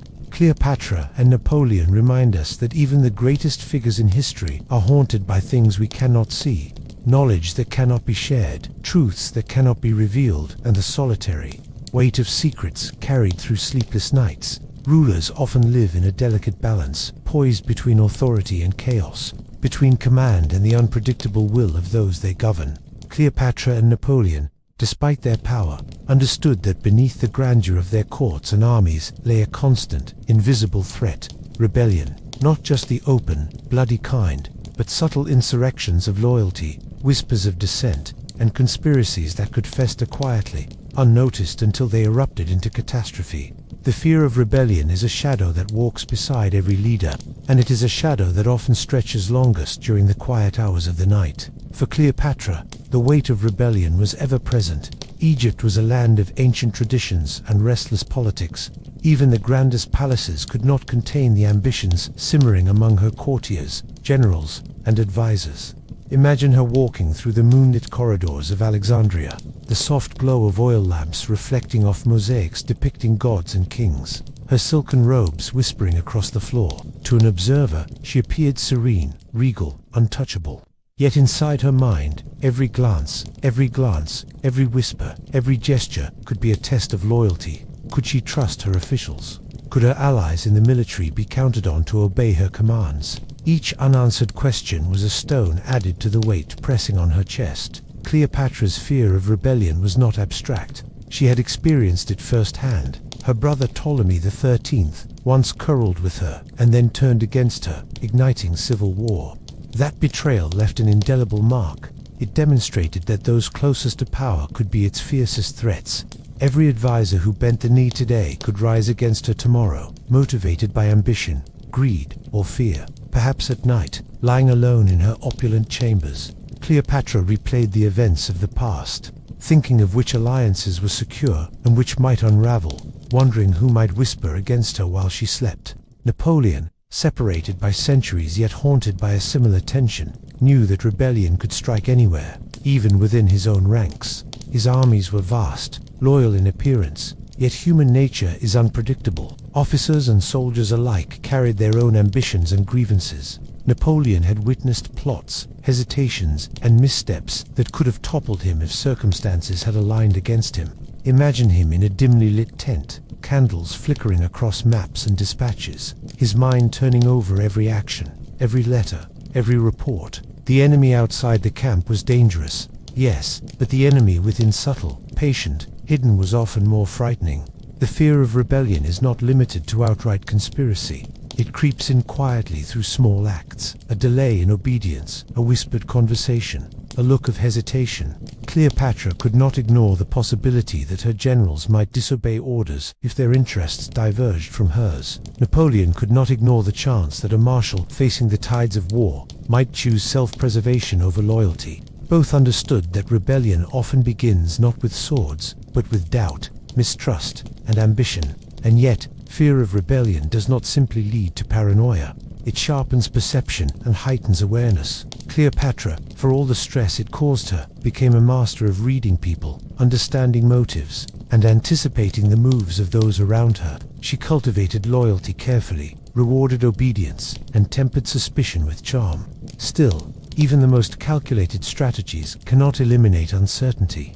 In the dead of night, she must have thought of all the ways her court could betray her, all the ways Egypt could slip through her fingers, all the futures she could not control. Napoleon's experience was strikingly similar. He relied on intelligence networks, codes, and careful observation to maintain control over his vast empire. Yet no system is perfect.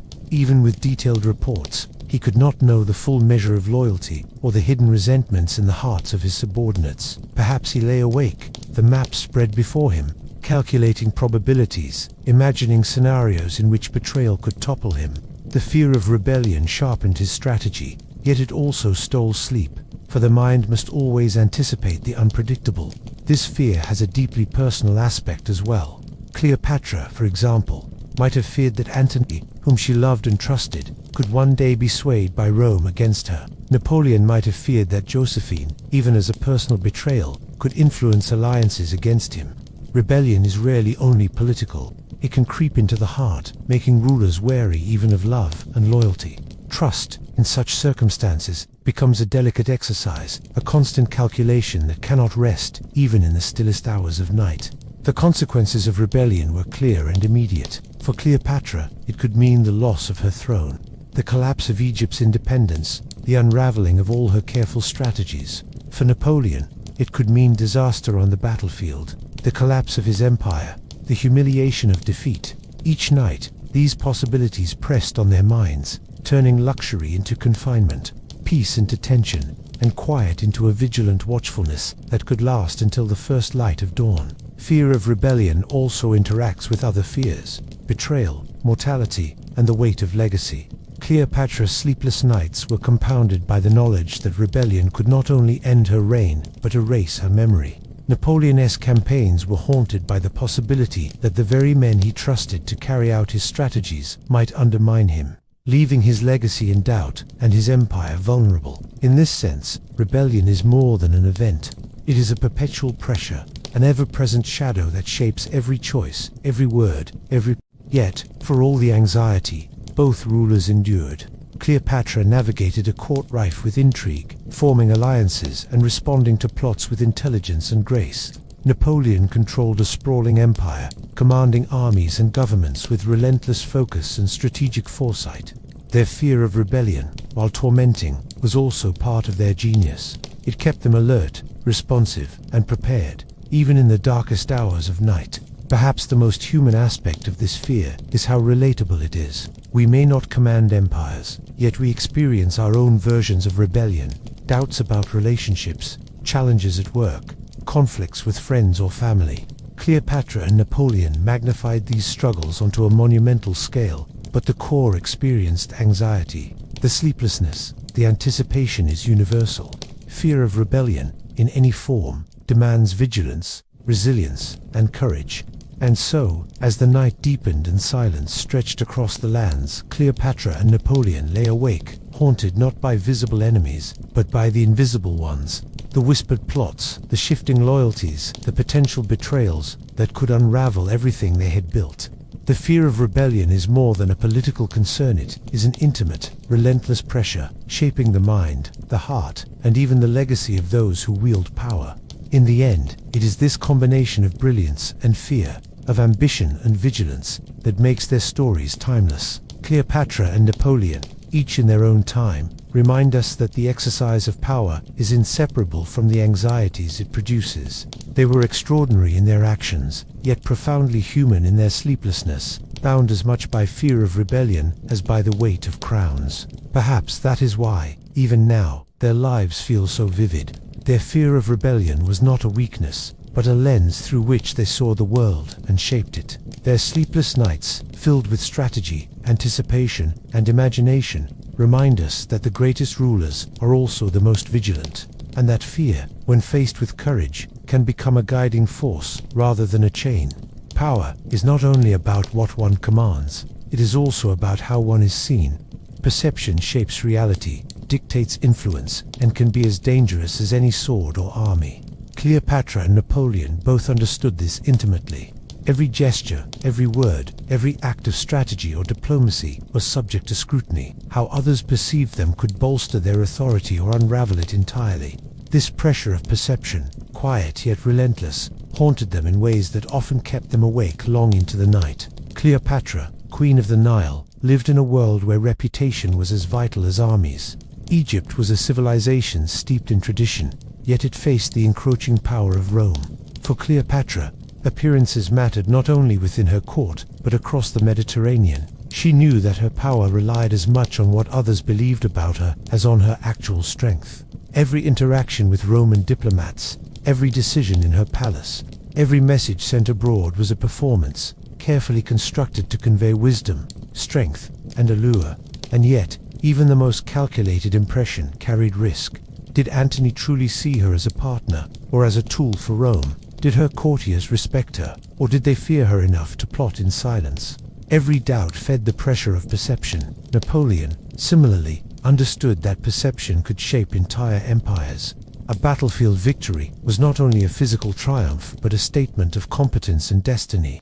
A failed campaign could tarnish a lifetime of achievement, not just in history books, but in the eyes of allies and enemies alike. Napoleon's presence, posture, and even appearance were carefully considered instruments of authority. A single gesture could inspire loyalty or sow doubt.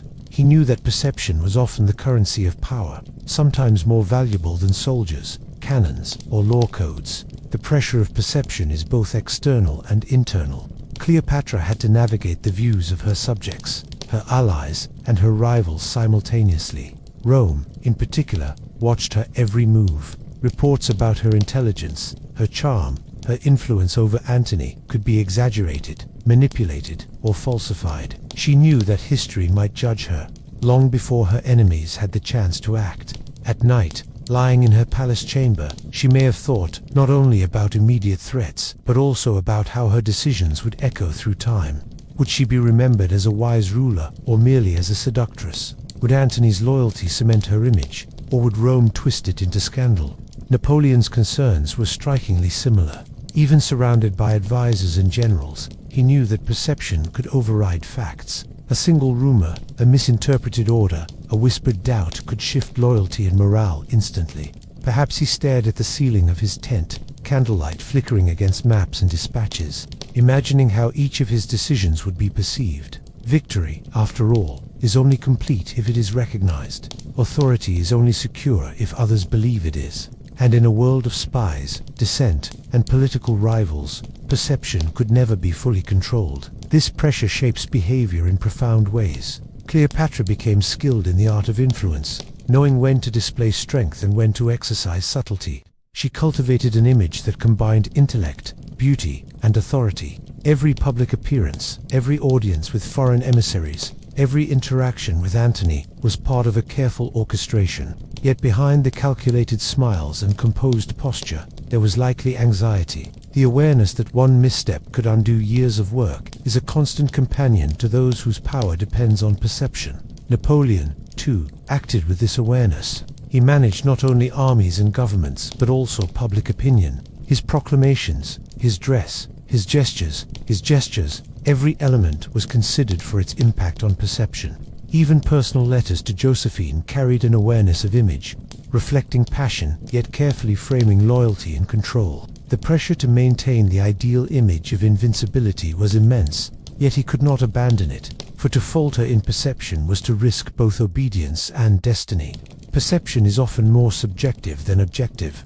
Cleopatra and Napoleon both knew that reality could be distorted by rumor, envy, or misunderstanding. A loyal ally might perceive a decision as betrayal. A celebrated victory could be reframed as overreach. Cleopatra may have pondered at night whether her allies truly understood her intentions, whether Antony interpreted her counsel correctly, or whether Rome's spies would twist her actions for political gain. Napoleon may have considered whether his marshals truly respected his strategies or only obeyed out of fear, whether his victories were seen as genius or as luck, whether the European courts perceived him as legitimate or threatening. The psychological burden of perception is immense. Cleopatra's nights may have been filled with rehearsals of how she would present herself to Antony, to her court, to emissaries from Rome. Every word, every gesture, every pause could carry meaning, and misinterpretation could be disastrous. Napoleon may have lain awake, thinking of how to project strength in the aftermath of a victory, how to reassure allies while intimidating rivals, how to manage the stories circulating through France and across the continent. Sleep, in these circumstances, becomes difficult because the mind cannot escape the constant calculus of image. Perception is also deeply personal. Cleopatra may have feared that Antony, despite his love and partnership, might misread her intentions, undervalue her intellect, or fail to defend her against political enemies.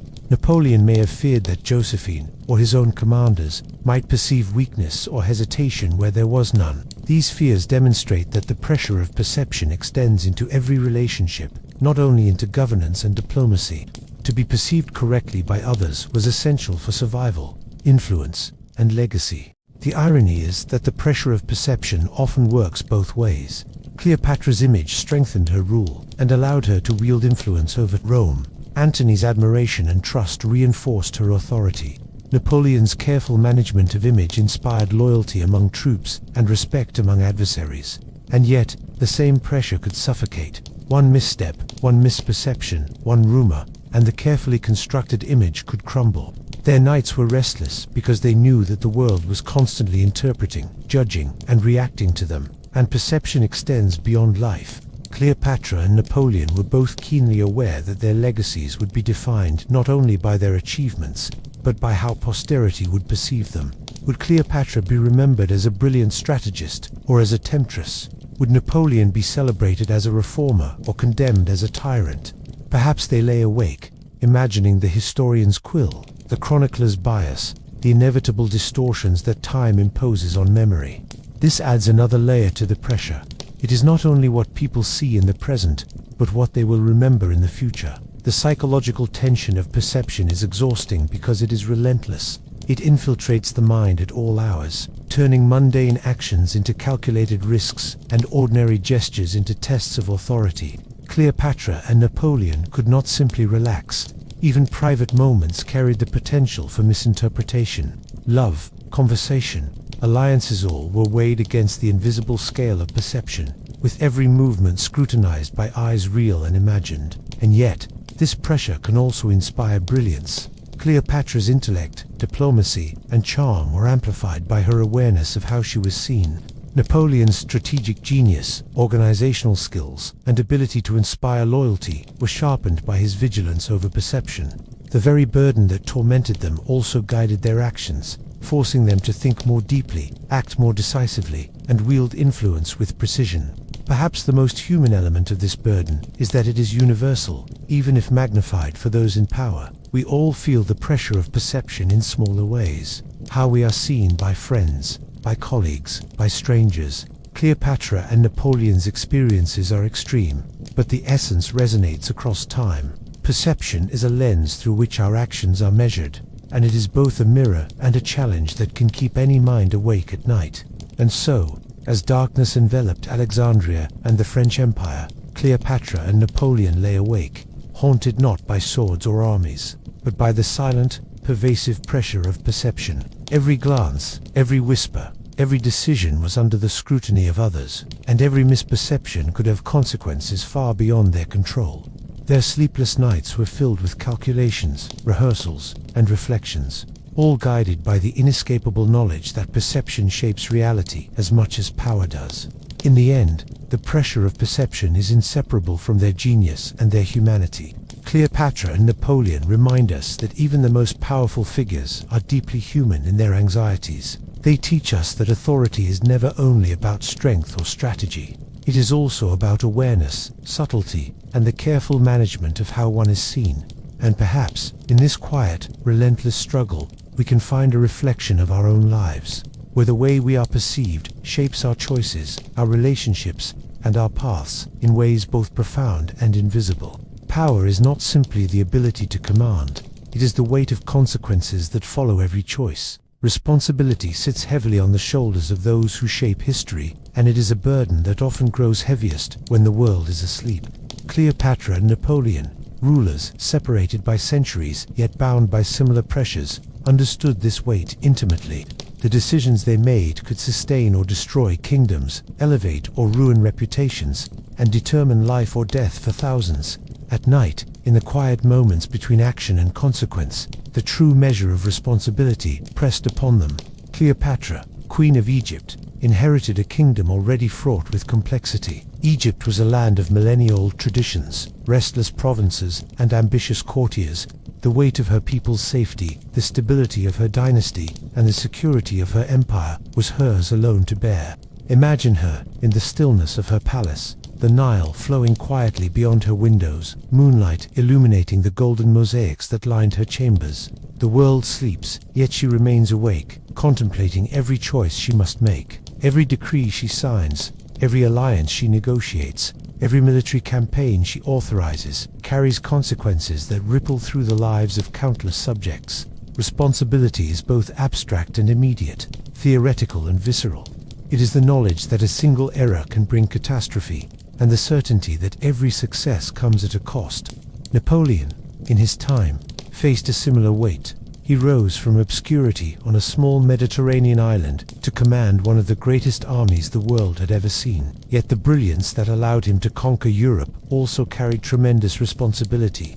Every order, every strategic decision, every battle plan had the potential to save or destroy thousands of lives. Imagine him in a dimly lit tent, maps and dispatches spread before him, candlelight flickering across his face. The world outside may seem calm, but he is acutely aware that every action he takes will reverberate through the lives of soldiers, civilians, and the political structures of entire nations. Responsibility is relentless, demanding constant vigilance, careful calculation, and unyielding attention to detail. For Cleopatra, responsibility was deeply personal. Her family, her children, her lovers, and her courtiers depended on her decisions. Missteps could mean civil war, loss of territory, or the fall of her dynasty. Every night, lying in solitude, she may have reflected on the lives she held in her hands, the fragile stability of her empire, and the delicate threads of diplomacy that she had spun across the Mediterranean. Responsibility is not only about action, but about the anticipation of outcomes. Cleopatra must have considered the consequences of every alliance, every negotiation, and every choice of words, knowing that the smallest miscalculation could have devastating effects. Napoleon's burden was similarly complex. He managed not only armies but governments, economies, and the political landscape of Europe. His actions could alter the destinies of nations, shape the rise and fall of monarchs, and determine the fate of ordinary people caught in the sweep of history. Perhaps he lay awake imagining the ripple effects of a single decision, a delayed attack, a miscommunication among generals, or a diplomatic misstep could unravel months of preparation. Responsibility for Napoleon was not abstract. It was immediate, tangible, and unyielding. Every choice carried weight, and the consequences were often irreversible. The weight of responsibility also intersects with ambition. Cleopatra's ambition was not simply for personal glory, it was tied to the survival and prosperity of Egypt. Her careful maneuvering with Rome, her alliances with Julius Caesar and Mark Antony, were strategies to ensure the continuity of her dynasty and the security of her people. Yet ambition amplifies responsibility, because the stakes are higher, the risks greater, and the potential for failure more catastrophic. Napoleon's ambitions similarly expanded the scope of his responsibility. Every conquest, every reform, every political maneuver intensified the stakes. His successes could elevate Europe into a new order, but failures could plunge it into chaos. Ambition magnifies responsibility because it extends the sphere of influence and heightens the consequences of error. Responsibility is also intertwined with moral and ethical dilemmas. Cleopatra, for example, may have struggled with the tension between personal desires and political necessity. Decisions about war, diplomacy, or succession were not merely strategic. They carried moral weight. She had to consider not only what would preserve her power, but what would honor her people and her legacy. Napoleon, too, faced ethical challenges in his campaigns and governance. The lives of soldiers, the treatment of conquered peoples, and the administration of justice all rested, in part, on his judgment. Responsibility demands not only strategic acumen, but moral clarity, a combination that is as exhausting as it is essential. Sleep, in this context, is often elusive. Cleopatra may have lain awake, contemplating scenarios that had yet to unfold, weighing risks and anticipating outcomes. Napoleon may have stared at maps, calculating probabilities and imagining contingencies. The mind of a ruler cannot rest when so many lives and so much history hang in the balance. Responsibility transforms the night into a landscape of calculation, anticipation, and reflection. This burden is further complicated by isolation. Cleopatra, despite advisors and allies, could not transfer the weight of her responsibilities to another. Certain knowledge, certain decisions, had to remain hers alone. Napoleon, likewise, could delegate tasks, but could not delegate accountability. The isolation imposed by responsibility is profound, for it requires both action and foresight, often without consolation or support. Loneliness, then, becomes an inevitable companion to those who bear immense responsibility. Responsibility also intersects with fear. Cleopatra may have feared that a misjudged political move could lead to civil unrest, rebellion, or even her death. Napoleon may have feared that a failed campaign could not only destroy his empire, but tarnish his legacy permanently. The pressure of responsibility amplifies existing anxieties and ensures that the mind remains active, alert, and often restless. Fear and responsibility coexist, each feeding into the other, shaping decisions and governing actions. Yet responsibility is not merely a burden, it is also a source of purpose. Cleopatra's ability to shoulder the weight of her empire allowed her to act decisively, to form alliances, and to preserve Egypt's sovereignty in turbulent times. Napoleon's grasp of responsibility drove him to organize, strategize, and innovate, creating military and political structures that reshaped Europe. The very weight that presses upon them also directs their genius, focusing their energy and attention in ways that lesser burdens cannot. The perception of responsibility also extends into legacy.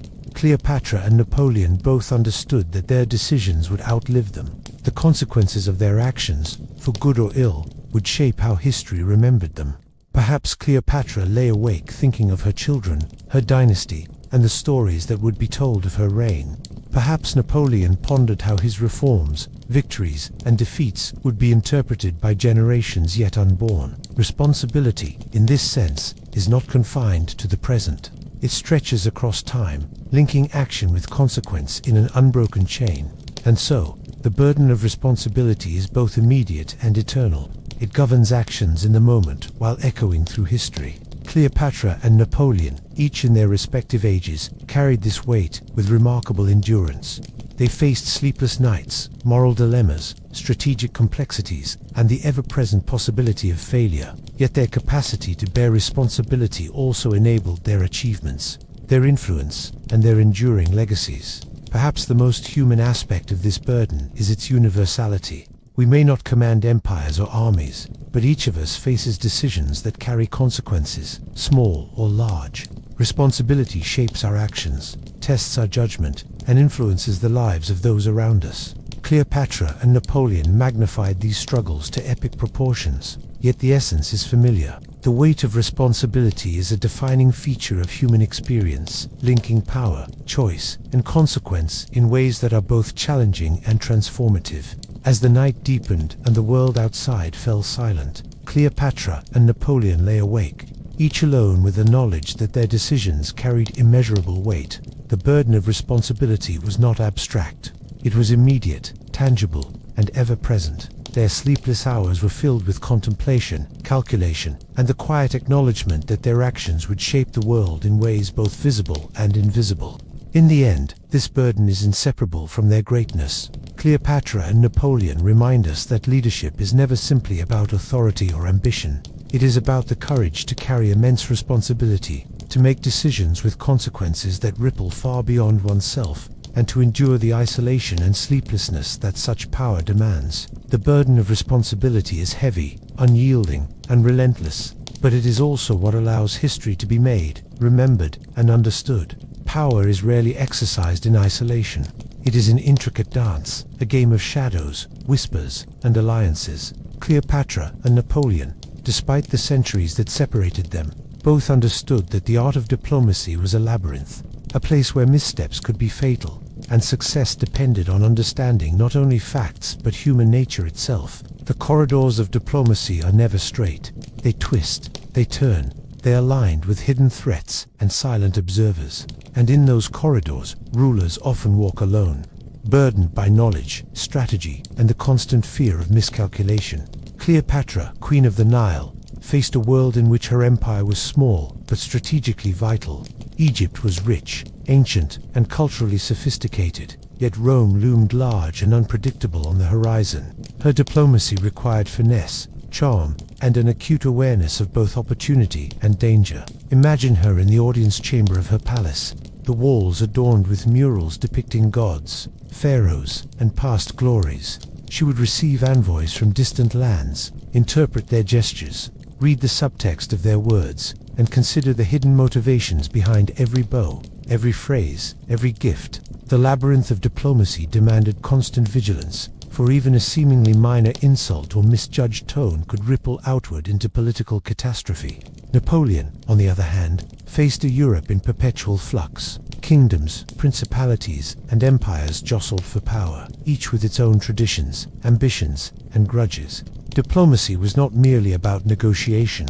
It was a strategic battlefield, where the mind often mattered more than armies. Imagine Napoleon seated at a grand table in a palace hall. Documents, maps, and treaties spread before him, the flicker of candlelight reflecting off polished surfaces. He had to anticipate every move, every hidden agenda, every potential double. The labyrinth of diplomacy required him to think not only in terms of the immediate negotiation, but in terms of cascading consequences across time and space.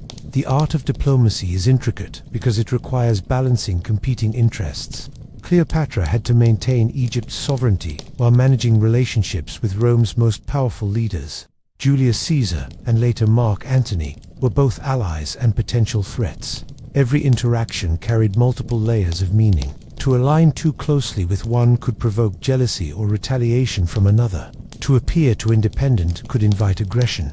Cleopatra understood that diplomacy is not a linear path. It is a maze in which perception, timing, and subtlety are as critical as any decree or treaty.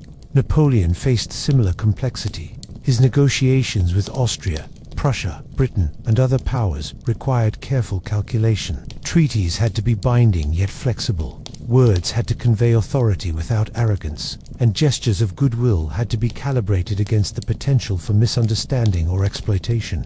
The labyrinth of diplomacy demanded constant mental acuity, for one misjudged tone, one poorly phrased letter, or one misread expression could undo months of effort and potentially alter the course of entire campaigns. The psychological toll of navigating such a labyrinth is immense. Cleopatra likely spent countless nights reviewing messages, anticipating responses, and calculating contingencies. Every envoy who crossed her threshold was both a potential ally and a potential threat. Even familiar faces could carry hidden agendas, and even gifts might conceal subtle demands or veiled threats. The mind of a ruler in such circumstances is never at rest. The labyrinth of diplomacy ensures that vigilance must be constant. Napoleon, similarly, would have known sleepless nights as he considered the ramifications of each diplomatic engagement. Alliances were fragile, loyalties temporary, and missteps could cascade into military and political disaster. He had to balance boldness with caution, persuasion with intimidation, and calculation with intuition. The labyrinth of diplomacy is exhausting because it requires anticipating the unspoken as much as responding to the explicit. Each decision is a node in a complex web, and the wrong move can have consequences that extend far beyond the immediate negotiation. Diplomacy also involves deception, subtlety, and the art of concealment. Cleopatra was a master of projecting both confidence and mystery, keeping allies and rivals alike uncertain of her intentions. She understood that revealing too much could weaken her position, while revealing too little could alienate potential partners. Her charm, intelligence, and strategic insight allowed her to navigate this intricate network, but the effort required was immense. Perhaps at night, she replayed conversations, imagined alternative interpretations, and considered how her words and actions might be perceived across distances and cultures. Napoleon, too, relied on deception and strategic ambiguity. He often presented positions that concealed his true intentions, misled rivals, or tested loyalty. The labyrinth of diplomacy required not only skill but creativity, for each negotiation was unique, shaped by the personalities, ambitions, and fears of those involved. He would have spent hours considering the psychological dimensions of diplomacy, the pride of kings, the insecurities of generals, the subtle influence of advisors. These considerations shaped both strategy and execution, creating a web of careful planning that could be as intricate as the most complex battlefield maneuver. The pressure of diplomacy is intensified by time. Cleopatra could not wait indefinitely for decisions. Delays could be interpreted as weakness. Napoleon could not afford hesitation. Opportunities could vanish in moments.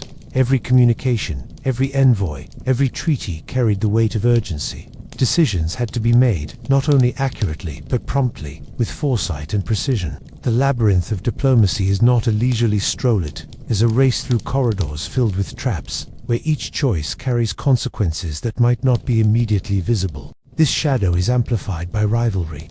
Cleopatra's ambitions existed alongside powerful Roman figures whose interests often conflicted with hers. Julius Caesar's decisions, Antony's actions, and the machinations of the Roman Senate created a complex landscape where ambition could clash violently. She had to navigate these rivalries with intelligence and tact, always aware that a single misstep could undermine her carefully laid plans. Napoleon, in turn, faced rival leaders, coalitions, and adversaries who sought to thwart his objectives. Ambition cannot exist in a vacuum. It is always measured against the ambitions of others, and this creates both tension and opportunity. The shadow of ambition also brings isolation. Cleopatra's aspirations required her to make decisions that others could not fully share or understand. Advisors, allies, and lovers could counsel, but they could not bear the weight of responsibility or ambition for her. Napoleon's situation was similar. Even surrounded by generals, ministers, and confidants, the ultimate burden of ambition rested on his shoulders alone. The solitary nature of ambition can be exhausting, for it demands a clarity of vision and determination that few others can provide. Sleep, then, becomes a rare luxury, for the mind cannot disengage from the pursuit of goals whose stakes are so high. Ambition is also inseparable from risk. Cleopatra's bold choices, her alliances with Caesar and Antony, her political maneuverings carried immense danger. Misjudgments could lead to civil war, foreign invasion, or the loss of her throne. Napoleon's ambitious campaigns stretched across Europe, requiring rapid mobilization, coordination of massive forces, and the management of countless contingencies. Ambition thrives on risk, yet risk magnifies the shadow. The higher one reaches, the more precarious the perch, and the more consuming the awareness of potential failure. This shadow also interacts with desire. Cleopatra's ambition was fueled not only by duty, but also by a personal desire for power, recognition, and influence. Napoleon's ambition was entwined with a desire for glory, legacy, and the transformation of Europe according to his vision. Desire magnifies ambition, infusing it with intensity, urgency, and emotional resonance. The restless nights of these rulers were shaped not only by practical concerns, but by the deep, often unspoken longing for achievement, status, and historical immortality. The psychological toll of ambition is profound. Cleopatra may have replayed negotiations, alliances, and potential betrayals in her mind, considering every possible outcome. Napoleon likely lay awake, plotting campaigns, recalculating strategies, and imagining contingencies that spanned continents. The shadow of ambition is not simply a mental burden. It is a pervasive force that shapes perception, decision-making, and the capacity to rest. The mind becomes a workshop of possibilities, probabilities, and projections, where sleep is secondary to foresight and preparation. Yet ambition is not merely burdensome. It can also illuminate greatness. Cleopatra's ambition sharpened her intellect, honed her political skill, and enabled her to navigate one of the most complex geopolitical landscapes of her time.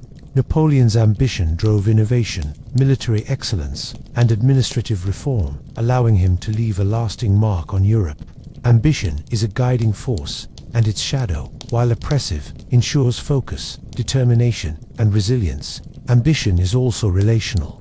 Cleopatra's ambitions influenced her relationships with Antony and Caesar, shaping personal and political dynamics in ways that could strengthen or complicate her position. Napoleon's ambitions influenced his interactions with Josephine, his marshals, and foreign rulers. The shadow of ambition is not solitary. It interacts with the ambitions, expectations, and perceptions of others, creating a network of pressures that is complex, dynamic, and often unpredictable. And yet, for all its challenges, ambition is inseparable from legacy. Cleopatra's achievements, her survival against Rome, her influence over powerful men, and her navigation of a treacherous political environment are remembered precisely because her ambition shaped her actions.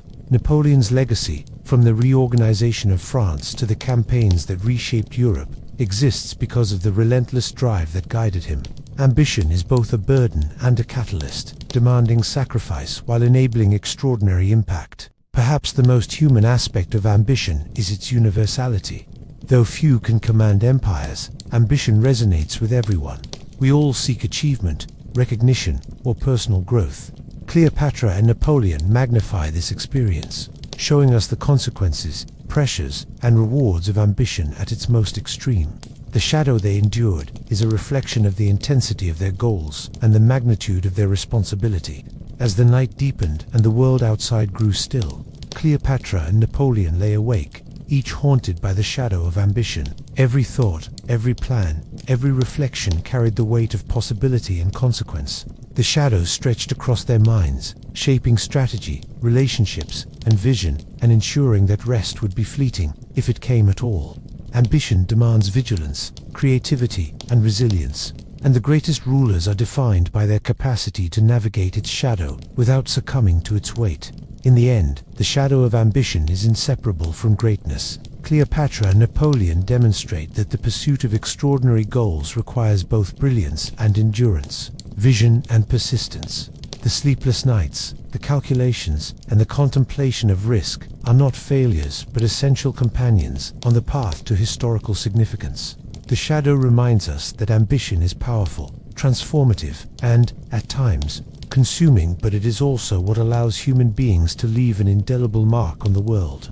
Legacy is a quiet, persistent force that extends far beyond the reach of a lifetime. It is the echo of actions, the memory of choices, and the imprint left upon generations that follow. For rulers like Cleopatra and Napoleon, legacy was not an abstract concept.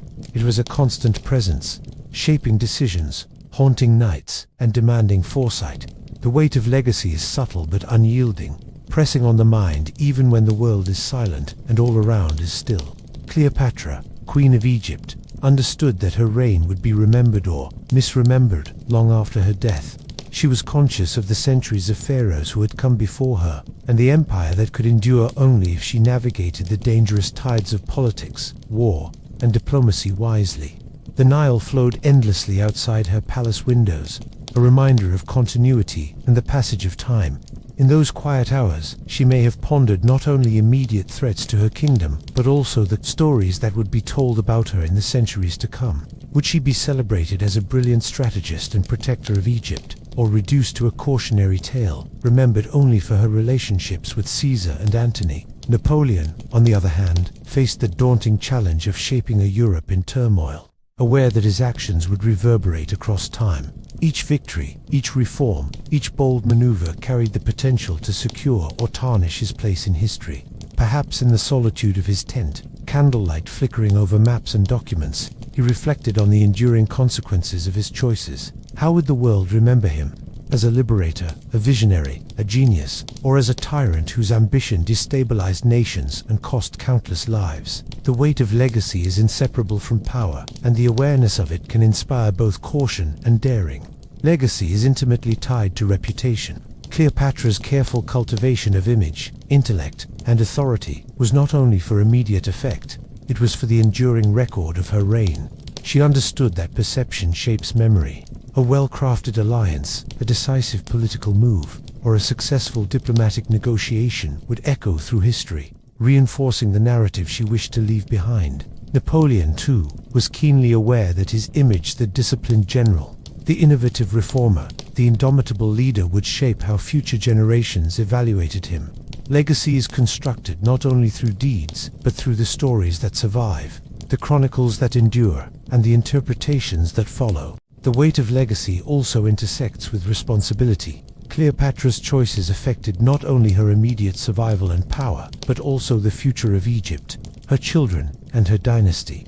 Every decision carried layers of consequence, some of which would not manifest for years or even decades. Napoleon faced similar responsibilities, with the lives of soldiers, citizens, and nations intertwined with the success or failure of his actions. Legacy amplifies responsibility because it extends the consequences of decisions beyond the present, linking them to history in a chain of cause and effect. This weight is compounded by the awareness of mortality. Cleopatra knew that her life, like all lives, was finite.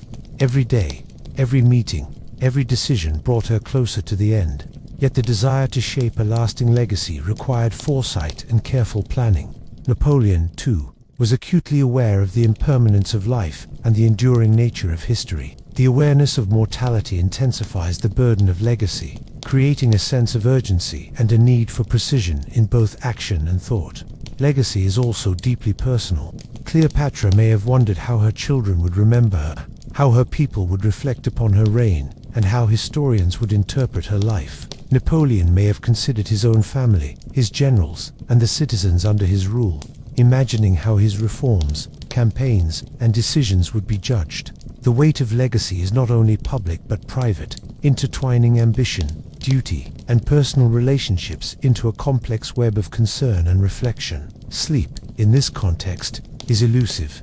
Cleopatra may have lain awake, replaying events of the day, anticipating political maneuvers, and considering how each action would affect the story that would be told about her. Napoleon, surrounded by maps, letters, and reports, may have similarly reflected on the consequences of his strategies and the long-term impact of his empire building. The weight of legacy ensures that the mind cannot fully disengage, that rest is constantly interrupted by foresight, projection, and contemplation. Legacy is also shaped by perception, which adds another layer of complexity. Cleopatra's actions could be interpreted in multiple ways by different observers, her allies, her enemies, or future chroniclers. Antony's loyalty could reinforce her achievements, or Rome's political narratives could diminish them. Napoleon's victories could inspire admiration, yet his defeats could be magnified, shaping the way history remembered him. The weight of legacy is inseparable from the subjective lens through which history is viewed, yet within this burden lies opportunity.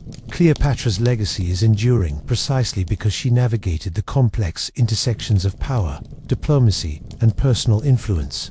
Her intelligence, charisma, and strategic acumen have ensured that her name remains iconic centuries later. Napoleon's legacy, too, is profound. From the administrative reforms he implemented in France to the reshaping of European borders, the weight of legacy can be empowering, guiding decisions and inspiring extraordinary achievements.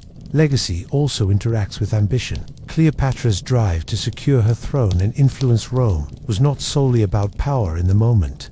It was about shaping the enduring narrative of her reign. Napoleon's expansive campaigns, reforms, and leadership were motivated not only by immediate gain, but by the desire to leave a lasting mark on history. Ambition and legacy are intertwined. One fuels the actions that will be remembered, and the other provides the framework through which those actions are evaluated over time. The burden of legacy is further complicated by unpredictability. Cleopatra could never fully know how future generations would judge her, nor could Napoleon. The outcomes of their actions depended on countless variables, from the decisions of allies to the interpretations of historians. This uncertainty amplifies the weight of legacy, for it introduces a persistent tension between control and chance. Sleep is restless because the mind cannot entirely predict or govern the forces that will shape its memory. Legacy is also relational. Cleopatra's story is inseparable from her relationships with Caesar, Antony, her children, and her subjects. Napoleon's legacy is intertwined with Josephine, his marshals, his generals, and the citizens of his empire. Legacy exists in dialogue with others, in how relationships are remembered, and in how influence is perceived across time. The interconnectedness of legacy reinforces its weight, for it is not an isolated concept, but a reflection of impact, influence, and memory. Perhaps the most compelling aspect of the weight of legacy is its universality. While few of us wield empires or armies, each of us leaves traces of action, decision, and influence. Cleopatra and Napoleon magnify this experience to extremes, showing us how every choice, alliance, and victory can ripple through generations. The weight of legacy reminds us that our actions extend beyond the immediate, shaping how we are remembered and how the world evolves. As the night deepened, Cleopatra may have stared at the moonlit Nile, contemplating her reign and the echo of her decisions. Yet trust is perpetually vulnerable. Cleopatra's careful assessment of loyalty would have been informed by history, observation, and subtle signals. Courtiers who smiled too broadly, soldiers who hesitated, or envoys who lingered in conversation too long could signal hidden motives. Trust is a delicate calculation, constantly under revision based on new information. Napoleon, too, had to interpret subtle gestures, ambiguous reports, and the morale of his troops to judge who could be trusted in moments of crisis. One misstep in evaluating loyalty could have cascading consequences, affecting the outcome of battles, campaigns, and political stability. The psychological complexity of trust cannot be overstated. Cleopatra may have lain awake, contemplating the reliability of allies, considering the potential consequences of delegation, and imagining scenarios where loyalty faltered. Napoleon, in his tent, might have similarly reviewed the past actions of his commanders, weighing patterns of reliability against the risk of over-reliance. Trust is simultaneously empowering and anxiety-inducing, because it is never absolute. The human element introduces uncertainty, interpretation, and judgment that cannot be fully controlled. Trust also intersects with reputation.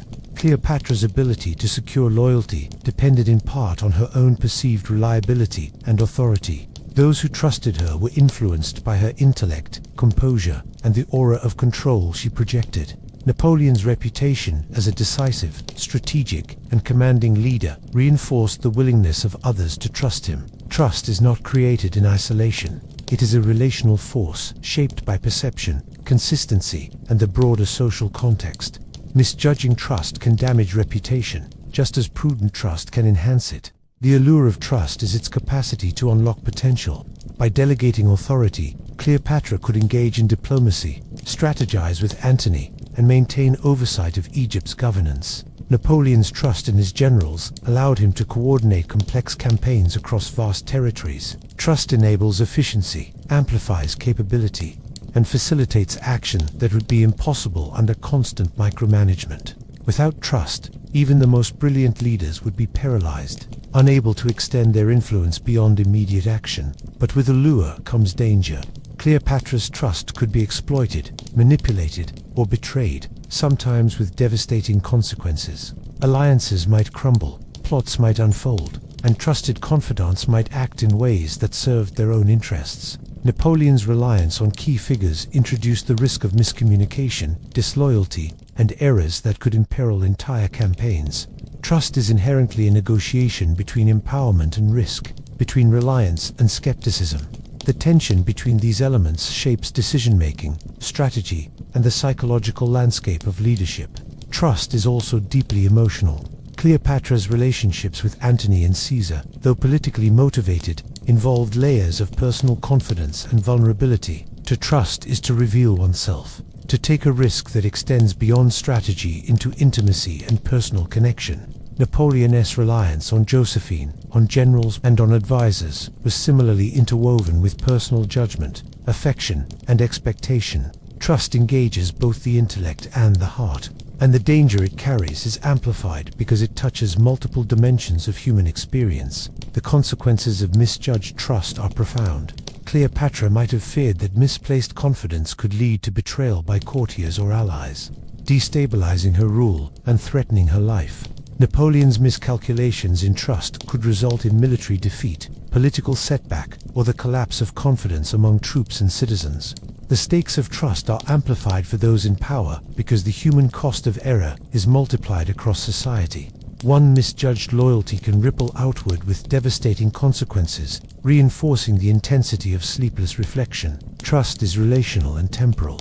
Cleopatra's confidence in Caesar or Antony depended not only on past actions but on ongoing observation, assessment, and reinforcement. Napoleon's trust in his commanders depended on repeated demonstrations of loyalty, competence, and alignment with his objectives.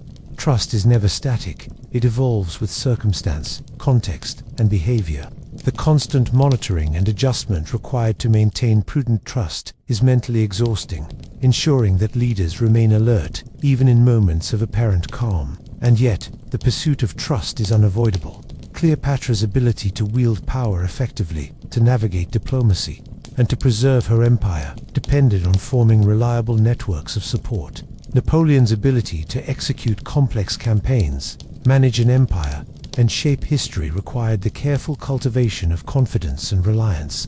The allure of trust is that it enables action at a scale impossible for a solitary figure. The danger is that any breach can have disproportionate consequences. Leadership is defined by this delicate balance, and the sleepless nights of rulers are often devoted to its careful management. Perhaps the most human aspect of trust is its universality. While Cleopatra and Napoleon experienced it on an epic scale, we all navigate trust in our own lives, friends, family, colleagues, and communities. The intensity is magnified for rulers, but the principle is the same. Trust empowers, protects, and sometimes betrays. The balance between reliance and skepticism shapes outcomes, relationships, and personal growth. Cleopatra and Napoleon magnified these stakes to extremes, providing a window into the psychological weight of trust in positions of immense responsibility. As the night deepened, Cleopatra may have reflected on each whisper, gesture, and promise, considering how trust could fortify or threaten her position. Napoleon may have reviewed the loyalties of generals, the reliability of messages, and the subtleties of alliances across Europe. In their solitude, they faced the dual nature of trust, its ability to empower and its capacity to betray. Trust demanded vigilance, insight, and courage, and it shaped both immediate outcomes and long-term legacy. In the end, the allure and danger of trust are inseparable. Cleopatra and Napoleon demonstrate that effective leadership relies on the ability to discern, cultivate, and maintain trust while recognizing its inherent fragility. Trust is both a tool and a test, a source of strength and a potential vulnerability. The sleepless nights it inspires are a reflection of the profound responsibility it entails and the extraordinary demands placed upon those who wield power. Even the most powerful minds are haunted by shadows. For Cleopatra and Napoleon, rulers separated by centuries but bound by similar struggles, the night was never truly silent. It was filled with echoes of past decisions, anticipations of future consequences, and the quiet tremors of fear, doubt, and imagination. Nightmares are not merely the random workings of the mind. For those who hold power, they are mirrors reflecting responsibility, ambition, and the labyrinth of human relationships. Reflections emerge in these hours, illuminating choices, regrets, and insights that the daylight may obscure. Cleopatra, Queen of Egypt, may have often lain awake, enveloped by the soft light of the moon over the Nile, feeling the pulse of the empire beneath her fingertips. Her thoughts could drift to the fragility of alliances, the loyalty of Antony and Caesar, and the countless plots woven in the palace corridors. In the quiet of her chamber, shadows of doubt might creep in. What if a trusted advisor betrayed her? What if a minor misstep invited Roman retaliation? These nightly reflections were more than anxiety. They were the mental rehearsal of power, a continuous simulation of strategies, outcomes, and contingencies that shaped the survival of her empire. The mind of a queen cannot pause. Even in dreams, the calculus of rule continues. Napoleon, in a tent filled with maps and dispatches, may have experienced similar nocturnal struggles. The glow of a solitary candle illuminated his meticulous notes, while his mind replayed battles, anticipated diplomatic moves, and considered the loyalty of generals. Nightmares were not random for Napoleon, they were extensions of his strategic mind. He may have envisioned a misaligned attack, an unexpected betrayal, or a campaign collapsing due to miscommunication. Even in sleep, the weight of empire pressed upon him, reminding him that the consequences of action and inaction are rarely confined to the day. The psychological landscape of rulers is complex. Cleopatra's dreams could have blended past experiences with potential futures, intertwining personal fears with political exigencies. Napoleon's reflections might have fused tactical calculations with moral and ethical considerations, creating a mental tapestry where victory and loss, pride and regret, ambition and responsibility intertwined. Nightmares, in this sense, are not purely irrational. They are the mind's method of processing the extraordinary pressures of leadership, a nocturnal rehearsal of survival, strategy, and legacy. Regret, too, is a companion of the night.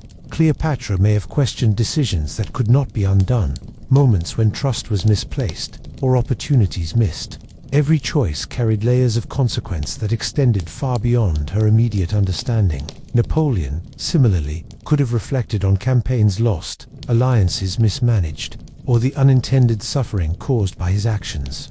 Nightmares were often a dialogue with self, a confrontation with decisions that shaped not only their lives but the lives of thousands, even millions, across nations and generations. Reflection, however, is not purely negative. These hours of solitude and contemplation also offered insight, clarity, and wisdom. Cleopatra could have used her nighttime reflections to strategize anew, to refine her approach, and to anticipate the moves of rivals.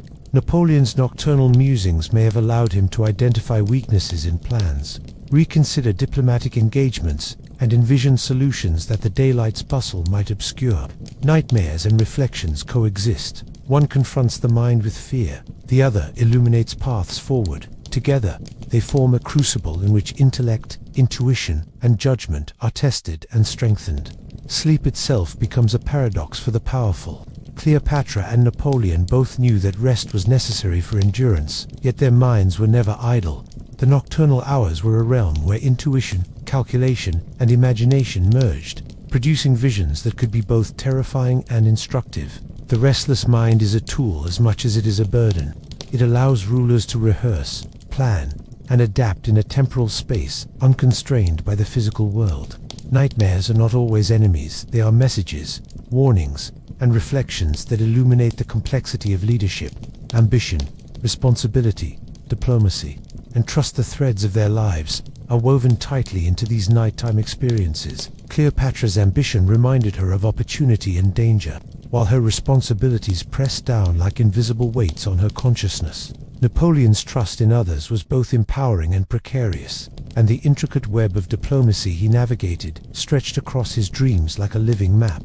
In these reflections, rulers confront the cumulative effect of a lifetime of choices, understanding that history does not forgive negligence and that foresight is as essential as action. Even personal relationships are inseparable from these nightly reflections. Cleopatra's interactions with Antony and Caesar, the intimacy of alliances, and the emotional currents behind political decisions all occupied mental space long after daylight faded.